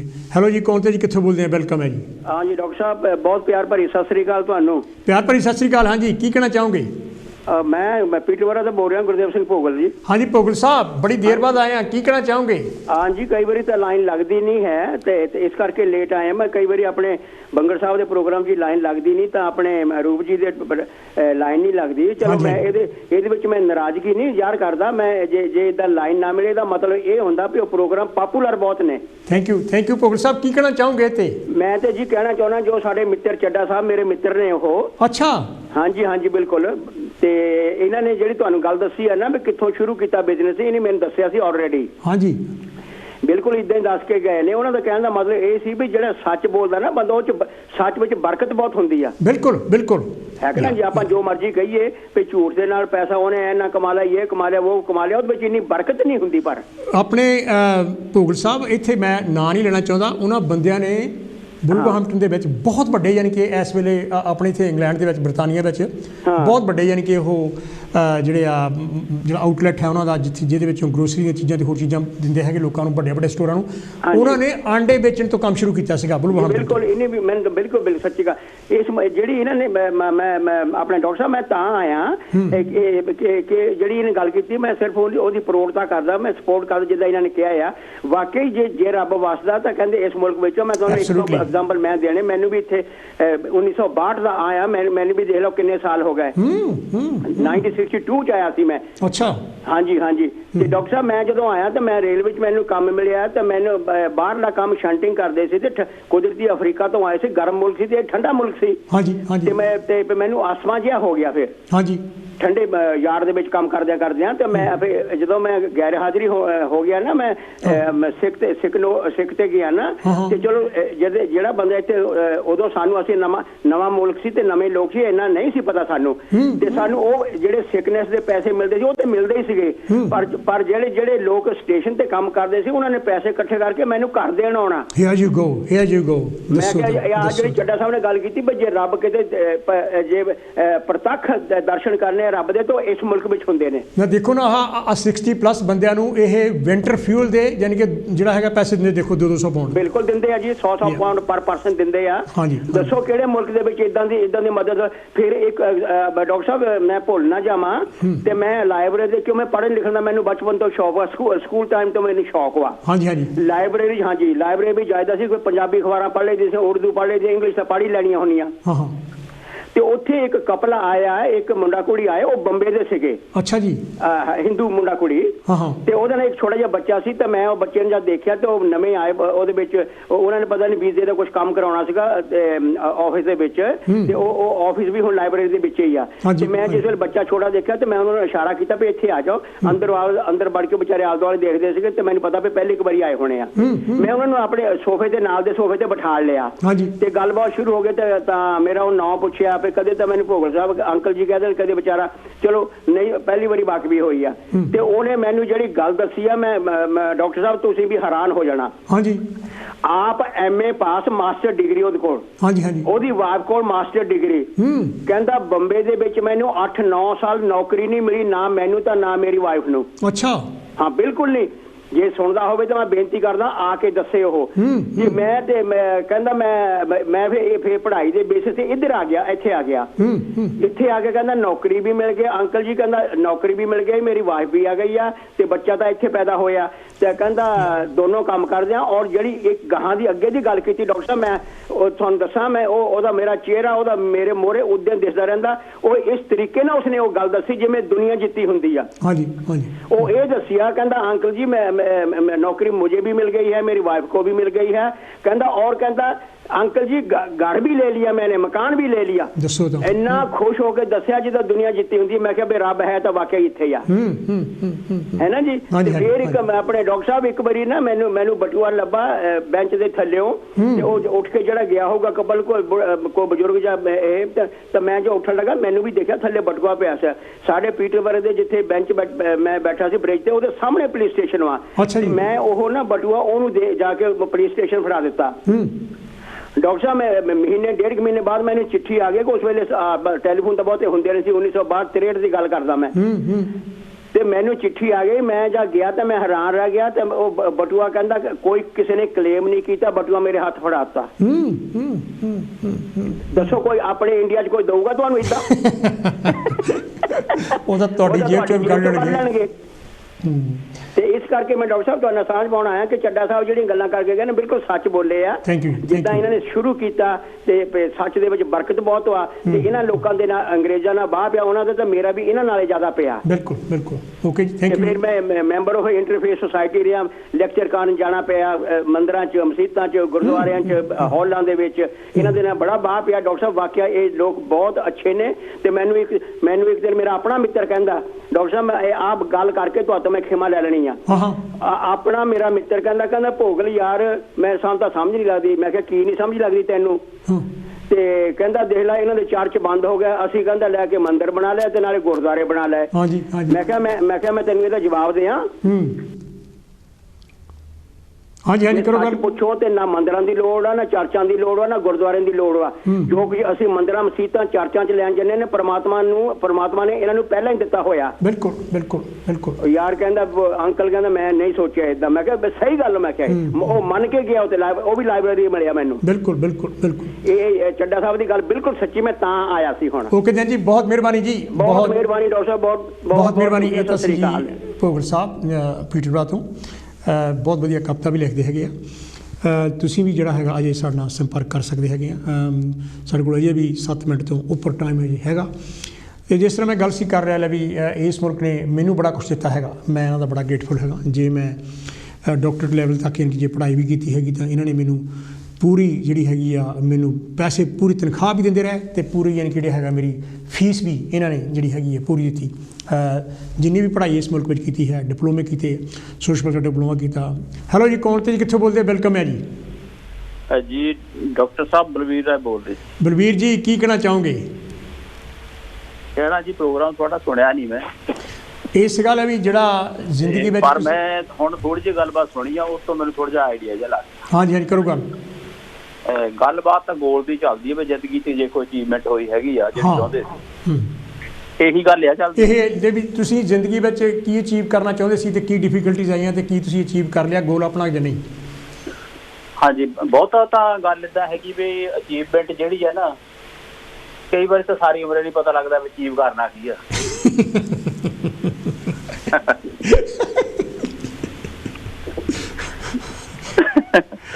ਸੋ ਜੇ ਪਤਾ ਨਹੀਂ ਤਾਂ ਫਿਰ ਕਰਨਾ ਵੀ ਕੀ ਆ? ਫਿਰ ਤਾਂ ਰੋਟੀ ਜਿੰਨੀ ਮਿਲੀ ਜਾਂਦੀ ਉਨੀ ਮਿਲੀ ਜਾਂਦੀ, ਠੀਕ ਆ ਨਾ। ਫਿਰ ਤਾਂ ਟੇਵਾ ਰੋਣਾ ਪਊ। ਟੇਵਾ ਵੀ ਨਹੀਂ ਕੁਛ ਕਰਦਾ, ਫਿਰ ਟੇਵਾ ਕੁਛ ਨਹੀਂ ਕਰਦਾ ਜੇ, ਹੈ ਨਾ। ਸਹੀ ਗੱਲ ਇਹ ਵੀ ਕਈ ਵਾਰੀ ਨਾ ਉਹ ਗਿਣਤੀ ਬਹੁਤ ਸਾਰੀ ਹੈਗੀ ਹੈ ਜਿਹੜੀ ਕਦੀ ਨਹੀਂ ਸੋਚਿਆ। ਅਸੀਂ ਵੀ ਉਹਨਾਂ ਵਿੱਚ ਹੀ ਆ ਬਈ, ਸੋਚਿਆ ਨਹੀਂ ਵੀ ਹੋਰ ਗਾਂ ਕੀ ਕਰਨਾ, ਇੰਨਾ ਰਿਹਾ ਵੀ ਰੋਟੀ ਤੱਕ ਸੀਮਿਤ ਆ ਗੱਲ, ਹੈ ਨਾ। ਬਹੁਤੀ ਅਚੀਵਮੈਂਟ ਸਾਡੇ ਲੋਕਾਂ ਦੀ ਇਹ ਇੰਗਲੈਂਡ ਵਿੱਚ ਅਸੀਂ ਆ ਗਏ ਜਾਂ ਬਾਹਰਲੇ ਕੰਟਰੀ ਵਿੱਚ ਹੋ ਕੇ ਅਚੀਵ ਹੋ ਗਿਆ ਸਾਡੇ ਲਈ। ਅਸੀਂ ਉਹਨਾਂ ਨਾਲੋਂ ਫਰਕ ਮੰਨਦੇ ਆ ਪਿੱਛੇ ਜਿਹੜੇ ਰਹਿ ਗਏ। ਇਸ ਗੱਲ ਨੂੰ ਅਚੀਵਮੈਂਟ ਮੰਨਦੇ, ਪਰ ਇਹ ਅਚੀਵਮੈਂਟ ਹੈ ਨਹੀਂ। ਚਲੋ ਇੱਥੇ ਦੇ ਕਾਨੂੰਨ ਵਧੀਆ ਹੋਣ ਕਰਕੇ ਰੋਟੀ ਪਾਣੀ ਸੌਖਾ ਚੱਲ ਪੈਂਦਾ। ਬਿਲਕੁਲ ਬਿਲਕੁਲ, ਕਿਉਂਕਿ ਇੱਥੇ ਸਿਸਟਮ ਬਹੁਤ ਵਧੀਆ ਹੈ। ਯੈਸ, ਸਿਸਟਮ ਵਧੀਆ ਹੋਣ ਕਰਕੇ ਰੋਟੀ ਪਾਣੀ ਚੱਲ ਪੈਂਦਾ। ਬੰਦੇ ਨੂੰ ਲੱਗਦਾ ਵੀ ਮੈਂ ਅਚੀਵ ਕਰ ਰਿਹਾ। ਹਾਂਜੀ ਹਾਂਜੀ, ਬਿਲਕੁਲ। ਪਰ ਉਹ ਅਚੀਵ ਨਹੀਂ ਹੋਇਆ ਹੁੰਦਾ। ਉਹ ਤਾਂ ਇੱਥੇ ਦਾ ਸਿਸਟਮ ਹੈਗਾ ਜਿਹੜਾ ਤੁਸੀਂ ਆਪ ਅਚੀਵ ਕਰਨਾ ਚਾਹੁੰਦੇ, ਉਹ ਗੱਲ ਇੱਕ ਵੱਖਰੀ ਗੱਲ ਹੈ। ਬਿਲਕੁਲ ਬਿਲਕੁਲ ਬਿਲਕੁਲ ਬਿਲਕੁਲ। ਸੋ ਸਾਨੂੰ ਤਾਂ ਇਸ ਗੱਲ ਦਾ ਪਤਾ ਨਹੀਂ ਲੱਗਾ ਵੀ ਅਸੀਂ ਅਚੀਵ ਕੀ ਕਰਨਾ, ਤਾਂ ਅਸੀਂ ਜਿੱਦਾਂ ਦੇ ਸੀਗੇ ਉਦਾਂ ਦੇ ਰਹਿ ਗਏ। ਪਰ ਗੱਲ ਇਹ ਆ ਬਈ, ਇੱਥੇ ਬਹੁਤ ਸਾਰੇ ਅੱਜ ਕੱਲ੍ਹ ਉਦੋਂ ਇੰਨਾ ਦਿਮਾਗ ਵਿੱਚ ਵੀ ਨਹੀਂ ਆਉਂਦਾ ਸੀਗਾ। ਬਾਕੀ ਡਿਪੈਂਡ ਕਰਦਾ ਤੁਸੀਂ ਕਿੱਦਾਂ ਦੇ ਲੋਕਾਂ ਦੇ ਵਿੱਚ ਰਹਿੰਦੇ ਤੇ ਸੋਸਾਇਟੀ ਤੁਹਾਡੇ ਨਾਲ ਵਾਲੇ ਕਿੱਦਾਂ ਦੀ ਆ। ਇਹ ਗੱਲ ਬਹੁਤ ਵਧੀਆ ਹੈ। ਯੈਸ, ਉਹ ਤੁਹਾਨੂੰ ਕੀ ਦੱਸਦੀ ਆ, ਉਹਨੂੰ ਸਿੱਖ ਕੇ ਤੁਹਾਨੂੰ ਕੀ ਪਤਾ ਲੱਗਦਾ ਵੀ ਉਹਨੇ ਕੀ ਅਚੀਵ ਕਰ ਲਿਆ ਤਾਂ ਮੈਂ ਵੀ ਕਰਾਂ ਕੁਛ। ਹਾਂ, ਬਿਲਕੁਲ ਬਿਲਕੁਲ ਬਿਲਕੁਲ। ਤੇ ਜੇ ਤੁਹਾਡਾ ਆਲਾ ਦੁਆਲਾ ਉਦਾਂ ਘੁਸਮਿਸਾ ਜਿਹਾ ਹੈਗਾ ਆ ਤਾਂ ਉਹੀ ਪਾਠੇ ਕਰੀ ਜਾਂਦੇ ਤਾਂ ਫਿਰ ਅਚੀਵ ਵੀ ਕੀ ਕਰਨਾ ਤੁਸੀਂ। ਮੈਨੂੰ ਬਲਵੀਰ ਜੀ ਯਾਦ ਹੈਗਾ, ਜਦੋਂ ਮੈਂ ਫੈਕਟਰੀ 'ਚ ਕੰਮ ਕਰਦਾ ਤੇ ਉਹ ਬੰਦੇ ਇੱਕ ਦਾ ਜਿਹੜਾ ਸੀਗਾ ਮੁੰਡਾ ਵੀ ਨਾਲ ਉੱਥੇ ਕੰਮ ਕਰਨ ਲੱਗ ਪਿਆ। ਕਹਿੰਦਾ ਅੱਗੇ ਕਹਿੰਦਾ ਅਸੀਂ 10 ਕਹਿੰਦਾ ਕੁੱਕੜ ਦੀਆਂ ਲੱਤਾਂ ਲਿਆਉਂਦੇ ਸੀ, ਹੁਣ ਕਹਿੰਦਾ ਅਸੀਂ 20 ਕਰ ਦੇਣੀਆਂ। ਮੈਂ ਕਿਹਾ ਸਵਾਦ ਆਇਆ ਨਾ, ਇਹ ਅਚੀਵਮੈਂਟ ਸੀ ਉਹਦੀ। ਹਾਂਜੀ, ਮੈਨੂੰ ਹੁਣ ਪਿੱਛੋਂ ਜੇ ਇੱਕ ਗੱਲਬਾਤ ਹੋਈ ਸੀ ਤਾਂ ਪਿੱਛੇ ਕਿਸੇ ਨੇ ਦੱਸਿਆ, ਕਹਿੰਦੇ ਵੀ ਅਸੀਂ ਉੱਥੇ ਫੈਕਟਰੀ ਵਿੱਚ ਇੰਡੀਆ ਕਿਤੇ ਲੱਗੇ ਹੋ ਤਾਂ 10-20 ਹਜ਼ਾਰ ਰੁਪਈਆ ਬਣਾ ਲਈਦਾ। ਅੱਛਾ ਜੀ। ਇੱਧਰ ਕੋਈ ਵਿਹਲਾ ਬੰਦਾ ਸੀ, ਉਹਨਾਂ ਨੂੰ ਟੈਲੀਫੋਨ ਕੀਤਾ ਆਪਣੀ ਅਚੀਵਮੈਂਟ ਦਾ, ਕਹਿੰਦਾ ਵੀ ਮੈਂ ਇੱਥੇ ਵਿਹਲਾ ਮੈਂ ਲੱਖ ਬਣਾਈ ਜਾਂਦਾ। ਤੁਸੀਂ ਤਾਂ ਕਹਿੰਦਾ ਮੇਰੇ ਤੋਂ ਬਹੁਤ ਥੱਲੇ ਆ। ਸੋ ਏਦਾਂ ਦੀ ਅਚੀਵਮੈਂਟ ਵੀ ਹੈਗੀ ਆ ਇੱਥੇ। ਹਾਂ, ਇਹ ਤਾਂ ਹੈ। ਤੇ ਅੱਜ ਮੈਂ ਇਹ ਦੇਖਿਆ ਵੀ ਕੁਛ ਥੋੜੀ ਦੇਰ ਪਹਿਲਾਂ ਦੀ ਗੱਲ ਹੈਗੀ ਆ ਬਈ, ਇੱਕ ਲੜਕਾ ਸੀਗਾ 30 ਸਾਲਾਂ ਦਾ, ਉਹ ਆਇਆ ਇੱਕ ਵਾਰੀ ਟੈਲੀਵਿਜ਼ਨ ਦੇ ਉੱਤੇ। ਉਹਨੇ ਦੱਸਿਆ ਵੀ ਮੈਂ ਰਿਟਾਇਰ ਹੋ ਗਿਆ। ਸਾਨੂੰ 65 ਸਾਲ ਲੱਗਦੇ ਰਿਟਾਇਰ ਹੋਣ ਨੂੰ। ਬਿਲਕੁਲ ਬਿਲਕੁਲ। ਹਾਂਜੀ, ਧੁਰ ਤੱਕ ਹੀ ਆਪਾਂ ਜਾਂਦੇ ਜਿੱਥੇ ਤੱਕ ਜਾਣੀ ਹੈ ਸਰਕਾਰ ਦਾ ਨਿਯਮ ਹੈਗਾ। ਹਾਂਜੀ ਹਾਂਜੀ ਹਾਂਜੀ ਹਾਂਜੀ ਹਾਂਜੀ। ਤੇ ਉਰੇ ਤਾਂ ਸਭ ਤੋਂ ਰਿਟਾਇਰ ਹੋ ਹੀ ਨਹੀਂ ਹੁੰਦਾ, ਕਿਉਂਕਿ ਸਾਡਾ ਇਨਕਮ ਸੋਰਸ ਉਹਨਾਂ ਵਧੀਆ ਨਹੀਂ ਹੁੰਦਾ। ਤੇ ਰਿਟਾਇਰ ਵੀ ਅਸੀਂ ਕੀ ਕੁਛ ਹੋਣਾ ਹੈ, ਹਨਾ। ਤੇ ਉਹ ਕਹਿੰਦਾ ਵੀ ਮੈਂ ਜੋ ਬਣਾਉਣਾ ਸੀ ਨਾ, ਮੈਂ ਮੈਨੂੰ ਪਤਾ ਸੀ ਮੈਂ ਕੀ ਕਰਨਾ, ਕਿੱਦਾਂ ਇਹ ਰਸਤੇ ਹੈਗੇ ਕਾਮਯਾਬ ਹੋਣ ਦੇ। ਤੇ ਉਹਨੇ ਰਸਤੇ ਉਹ ਬਣਾਏ ਤਾਂ ਉਹਨੇ ਕਾਫੀ ਕੁਛ ਬਣਾ ਲਿਆ ਆਪਣਾ। ਤਾਂ ਉਹ ਕਹਿੰਦਾ ਵੀ ਮੈਨੂੰ ਹੁਣ ਕਿਸੇ ਦੇ ਕੰਮ ਕਰਨ ਦੀ ਲੋੜ ਨਹੀਂ ਹੈ। ਮੈਂ ਜੋ ਕਰਨਾ ਉਹ ਕਰ ਲਿਆ। ਮੈਂ ਸਿਰਫ ਹੁਣ ਹੋਰ ਕੰਮ ਕਰਨੇ ਜਿਹੜੇ ਅੱਗੇ ਵਧਣ ਵਾਲੇ ਆ। ਜਿਹੜਾ ਪੈਸਾ ਬਣਾਉਣ ਵਾਲਾ ਸਿਸਟਮ ਹੈ ਉਹ ਖਤਮ ਕਰ ਦਿੱਤਾ ਮੈਂ। ਅਸੀਂ ਸਾਰੀ ਉਮਰ ਪੈਸਾ ਬਣਾਉਣ ਦੁਆਲੇ ਲੱਗੇ ਰਹਿੰਦੇ 60-65 ਸਾਲ, ਕਿਉਂਕਿ ਬਣਿਆ ਹੀ ਨਹੀਂ ਹੁੰਦਾ, ਬਣਾਈ ਜਾਣਾ। ਬਿਲਕੁਲ ਬਿਲਕੁਲ ਬਿਲਕੁਲ, ਜੇ ਬਣਿਆ ਹੀ ਨਹੀਂ ਫਿਰ ਬਣਾਉਣਾ ਹੀ ਪੈਣਾ ਹੈ ਨਾ। ਸੋ ਇਸ ਕਰਕੇ ਗੱਲ ਇਹ ਹੈ ਕਿ ਵੀ ਜਦੋਂ ਕਿਤੇ ਤੁਹਾਨੂੰ ਕਿਤੇ ਚਾਂਸ ਮਿਲਦਾ ਜਾਂ ਤੁਹਾਡੇ ਕਿਤੇ ਚੰਗੇ ਬੰਦਿਆਂ ਨਾਲ ਕਿਤੇ ਲਿੰਕ ਬਣਦੇ ਹੈ ਜਿਹੜੇ ਕੁਝ ਕਰਦੇ ਇਦਾਂ ਦੇ ਕੰਮ। ਅੱਜ ਕੱਲ੍ਹ ਮੈਂ ਦੇਖਦਾ ਬਹੁਤ ਸਾਰੇ ਬੱਚੇ ਹੈਗੇ ਇਹ ਸੋਚਦੇ ਆ ਵੀ ਵੀ ਅਸੀਂ ਜੇ 30 ਸਾਲ ਦੇ ਹੋਣਾ ਤਾਂ ਉਦੋਂ ਤੱਕ ਅਸੀਂ ਕੀ ਅਚੀਵਮੈਂਟ ਕਰਨਾ ਹੈ। Absolutely absolutely, yes yes yes. ਇਹ ਮੈਨੂੰ ਹੁਣੇ ਪਤਾ ਲੱਗਾ ਗੱਲਾਂ ਇਹਨਾਂ ਦਾ। ਆਪ ਨਹੀਂ ਮੈਨੂੰ ਪਤਾ ਲੱਗਾ, ਅੱਗੇ ਬੱਚਿਆਂ ਤੋਂ ਪਤਾ ਲੱਗਾ। ਹਾਂਜੀ ਹਾਂਜੀ। ਜਦੋਂ ਗੱਲਾਂ ਬਾਤਾਂ ਕਰਦੇ ਵੀ ਅਸੀਂ ਉਹਨਾਂ ਦੇ ਮੈਂ ਲਿਖੇ ਦੇਖਦਾ, ਨੋਟ ਬੋਰਡ ਲੱਗੇ ਉਹ ਦੇਖਦਾ ਆ। ਹਾਂ, ਉਹਨਾਂ ਤੋਂ ਮੈਂ ਦੇਖਦਾ ਵੀ ਉਹ ਕਹਿੰਦੇ ਵੀ 25 ਸਾਲਾਂ ਤੱਕ ਉਹਨੇ ਆਹ ਟਾਰਗੇਟ ਮਿੱਥਿਆ ਵੀ ਆਹ ਕਰਨਾ। ਬਈ ਮੈਂ 30 ਸਾਲ ਦਾ ਹੋਣਾ ਤਾਂ ਇੱਥੇ ਤੱਕ ਮੈਂ ਪਹੁੰਚਣਾ ਹੈਗਾ। ਬਿਲਕੁਲ ਬਿਲਕੁਲ ਬਿਲਕੁਲ। ਔਰ ਉਹ ਜਦੋਂ ਟਰਾਈ ਵੀ ਕਰਦੇ ਤਾਂ 100% ਕਰਦੇ, 100 ਨਹੀਂ 110 ਕਰਦੇ ਆ। ਜਦ 110 ਕਰਦੇ ਆ ਤਾਂ ਫਿਰ ਪਹੁੰਚਦੇ ਵੀ ਆ। ਹਾਂਜੀ ਹਾਂਜੀ ਹਾਂਜੀ ਹਾਂਜੀ। ਤੇ ਅਸੀਂ ਤਾਂ ਟਰਾਈ ਵੀ ਸਾਡੀ 15% ਹੀ ਆ। ਹਾਂਜੀ ਹਾਂਜੀ, ਇਦਾਂ ਹੀ ਆ। ਤੇ ਪਹੁੰਚਦੇ ਵੀ 15% ਤੱਕ ਹੀ ਆ। ਇਦਾਂ ਹੀ ਇਦਾਂ ਹੀ ਇਦਾਂ ਹੀ। ਅਸੀਂ ਤਦੇ ਨਹੀਂ ਅਸੀਂ ਪਹੁੰਚੇ ਹੈ, ਬਹੁਤੀ ਗਿਣਤੀ ਇਹਦੇ ਵਿੱਚ ਹੀ ਰਹਿ ਗਈ ਆ। ਸੋ ਮੇਰਾ ਕਹਿਣ ਦਾ ਮਤਲਬ ਇਹ ਆ ਅਖੀਰ ਤੇ ਵੀ ਜੇ ਨਾ ਕਿਤੇ ਮੌਕਾ ਮਿਲੇ ਤੁਹਾਨੂੰ ਚੰਗੀ ਸੁਸਾਇਟੀ ਦਾ ਮਿਲੇ ਤੇ ਜੇ ਤੁਹਾਤੋਂ ਗੋਲ ਹੁੰਦਾ ਹੋਵੇ ਕਰ ਦਿਓ ਗੋਲ। ਬਸ ਆ ਗੱਲ। ਥੈਂਕ ਯੂ ਜੀ, ਥੈਂਕ ਯੂ। ਇਹ ਤਾਂ ਸੀ ਜੀ ਬਲਬੀਰ ਰਾਏ ਹੋਣੀ ਜਿਹੜੇ ਕਿ ਸਾਡੇ ਇੱਥੇ ਕੰਚ ਟੈਲੀਵਿਜ਼ਨ 'ਤੇ ਬਹੁਤ ਵਧੀਆ ਪ੍ਰੈਜ਼ੈਂਟਰ ਵੀ ਹੈਗੇ ਆ। ਬਹੁਤ ਹੀ ਵਧੀਆ ਗੱਲਾਂ ਇਹਨਾਂ ਨੇ ਕੀਤੀਆਂ ਹੈਗੀਆਂ, ਬੜੀਆਂ ਸੱਚੀਆਂ ਗੱਲਾਂ ਕੀਤੀਆਂ ਹੈਗੀਆਂ। ਅਜੇ ਵੀ ਸਾਡੇ ਤੋਂ 1 ਮਿੰਟ ਹੈ ਪਰ ਨੀਅਰਲੀ ਟਾਈਮ ਫਿਨਿਸ਼ ਹੈਗਾ। ਮੈਂ ਇੱਥੇ ਹੀ ਜਿਹੜਾ ਹੈਗਾ ਕਹਿ ਦੇਵਾਂ ਵੀ ਆਪਣੇ ਸਾਰੇ ਕਾਲਰਸ ਦਾ ਇੱਕ ਵਾਰੀ ਬਹੁਤ ਬਹੁਤ ਧੰਨਵਾਦ ਕਰਦਾ ਜਿਹੜੇ ਕਿ ਹਰ ਵਾਰੀ ਬਹੁਤ ਹੀ ਜਿਹੜੀ ਆ ਵਧੀਆ ਕੰਟਰੀਬਿਊਸ਼ਨ ਪਾ ਕੇ ਜਾਂਦੇ ਹੈਗੇ ਆ ਮਸਲਿਆਂ 'ਤੇ। ਅਤੇ ਇੱਕ ਯਾਨੀ ਕਿ ਜਿਹੜੀ ਗੱਲ ਹੋਰ ਅਗਲੇ ਹਫ਼ਤੇ ਮੈਂ ਤੁਹਾਡੇ ਲਈ ਹੋਰ ਇਸ ਤੋਂ ਵਧੀਆ ਇੱਕ ਹੋਰ ਟੌਪਿਕ ਲੈ ਕੇ ਜਾਣ ਕੇ ਆਊਂਗਾ। ਉਦੋਂ ਵੀ ਤੁਹਾਡੇ ਟੈਲੀਫੋਨ ਕਾਲਸ ਦੀ ਜਿਹੜੀ ਹੈਗੀ ਮੈਨੂੰ ਵੇਟ ਰਹੂਗੀ। ਤੁਹਾਨੂੰ ਪ੍ਰੋਗਰਾਮ ਕਿੱਦਾਂ ਲੱਗਾ ਤੁਸੀਂ ਮੈਨੂੰ ਜ਼ਰੂਰ ਯਾਨੀ ਕਿ ਇਹਦੇ ਬਾਰੇ ਦੱਸਣਾ ਤਾਂ ਕਿ ਇਹਨੂੰ ਹੋਰ ਵੀ ਇੰਪਰੂਵ ਕੀਤਾ ਜਾ ਸਕੇ। ਜਿੱਥੋਂ ਤੁਹਾਨੂੰ ਲੱਗਦਾ ਵੀ ਇਹਦੇ ਵਿੱਚ ਕੋਈ ਥੋੜ੍ਹੇ ਬਹੁਤ ਨੁਕਸ ਹੈਗੇ ਆ ਜਾਂ ਇਹਨੂੰ ਕਿੱਥੋਂ ਇੰਪਰੂਵ ਕੀਤਾ ਜਾ ਸਕਦਾ ਹੈਗਾ। ਜੇ ਕੋਈ ਚੰਗੀਆਂ ਗੱਲਾਂ ਹੈਗੇ ਤਾਂ ਉਹ ਵੀ ਮੈਨੂੰ ਜ਼ਰੂਰ ਦੱਸੋ, ਜਿਹਦੇ ਨਾਲ ਜਿਹੜਾ ਹੈਗਾ ਮਨੋਬਲ ਵੱਧਦਾ ਹੈਗਾ। ਅਤੇ ਅਗਲੇ ਹਫ਼ਤੇ ਆਪਾਂ ਫਿਰ ਮਿਲਾਂਗੇ। ਬਾਕੀ ਗੱਲ ਇਹ ਹੈ ਮੈਂ ਸਮਝਦਾ ਵੀ ਇਹਨਾਂ ਮੁਲਕਾਂ ਵਿੱਚ ਕਿਉਂਕਿ ਸਿਸਟਮ ਚੰਗਾ ਹੈਗਾ, ਇੱਥੇ ਪੈਸਾ ਕਮਾਉਣਾ ਕੋਈ ਏਡੀ ਵੱਡੀ ਬਹੁਤੀ ਵੱਡੀ ਕੋਈ ਗੱਲ ਨਹੀਂ ਹੈ। ਪਰ ਇਹ ਹੈਗਾ ਵੀ ਅਸੀਂ ਲੋਕਾਂ ਦਾ ਭਲਾ ਕਿੰਨਾ ਕਰਦੇ ਹੈਗੇ ਹਾਂ, ਇਨਜਸਟਿਸ ਦੇ ਖਿਲਾਫ ਕਿੰਨਾ ਯਾਨੀ ਕਿ ਲੜਦੇ ਹੈਗੇ ਹਾਂ, ਨਿਸ਼ਕਾਮ ਸੇਵਾ ਅਸੀਂ ਕਿੰਨੀ ਕਰਦੇ ਹਾਂ, ਅਸੀਂ ਇਸ ਦੁਨੀਆ ਨੂੰ ਕਿੰਨਾ ਬਿਊਟੀਫੁਲ ਬਣਾ ਕੇ ਜਾਵਾਂਗੇ। ਇਹ ਗੱਲਾਂ ਜਿਹੜੀਆਂ ਹੈਗੀਆਂ ਤੁਸੀਂ ਇਹਨਾਂ ਬਾਰੇ ਜ਼ਰੂਰ ਯਾਨੀ ਕਿ ਸੋਚਿਓ ਵੀ ਜਿਹੜਾ ਆਪਣੇ ਲਈ ਤਾਂ ਅਸੀਂ ਹਰ ਕੋਈ ਆਪਣੇ ਬੱਚਿਆਂ ਲਈ ਅਤੇ ਆਪਣੇ ਲਈ ਹਰ ਕੋਈ ਕਰਦਾ ਹੈਗਾ, ਆਪਣੀ ਸਿਹਤ ਦਾ ਵੀ ਖਿਆਲ ਰੱਖਦਾ ਹੈਗਾ, ਚੰਗੇ ਕੱਪੜੇ ਵੀ ਚੰਗਾ ਘਰ ਵੀ ਅਸੀਂ ਉਹਨਾਂ ਨੂੰ ਚੰਗੀ ਕਾਰ ਵੀ ਰੱਖਦੇ ਹੈਗੇ। ਪਰ ਇਹ ਦੇਖਣ ਵਾਲੀ ਗੱਲ ਵੀ ਹੈ ਵੀ ਅਸੀਂ ਇਸ ਦੁਨੀਆ ਨੂੰ ਹੋਰ ਇਸ ਤੋਂ ਵਧੀਆ ਜ਼ਿੰਦਗੀ ਜਿਹੜੀ ਹੈਗੀ ਕਿੱਦਾਂ ਲੋਕਾਂ ਦੀ ਵਧੀਆ ਬਣਾ ਸਕਦੇ ਹਾਂ। ਜਿੱਦਾਂ ਕ੍ਰਿਸਟੋਫਰ ਹਿਚਨਸ ਜਿਹੜਾ ਰਾਈਟਰ ਹੋਇਆ ਹੈਗਾ ਉਹ ਕਹਿੰਦਾ ਵੀ ਜੇ ਮੇਰੇ ਮਰਨ ਤੋਂ ਬਾਅਦ ਮੈਂ ਇਹਨੂੰ ਵਧੀਆ ਜ਼ਿੰਦਗੀ ਨਾ ਬਣਾ ਕੇ ਗਿਆ ਇਸ ਸਮਾਜ ਨੂੰ ਤਾਂ ਮੇਰੇ ਜੀਵਨ ਦਾ ਕੋਈ ਮਕਸਦ ਨਹੀਂ ਹੈ। ਸੋ ਅਗਲੇ ਹਫ਼ਤੇ ਤੁਹਾਨੂੰ ਜਾਣੀ ਕਿ ਫਿਰ ਮਿਲਦਾ ਮੈਂ ਇਸੇ ਪ੍ਰੋਗਰਾਮ ਦੇ ਵਿੱਚ। ਮੈਨੂੰ ਇੱਥੇ ਦੀ ਇਜਾਜ਼ਤ। ਬਾਏ।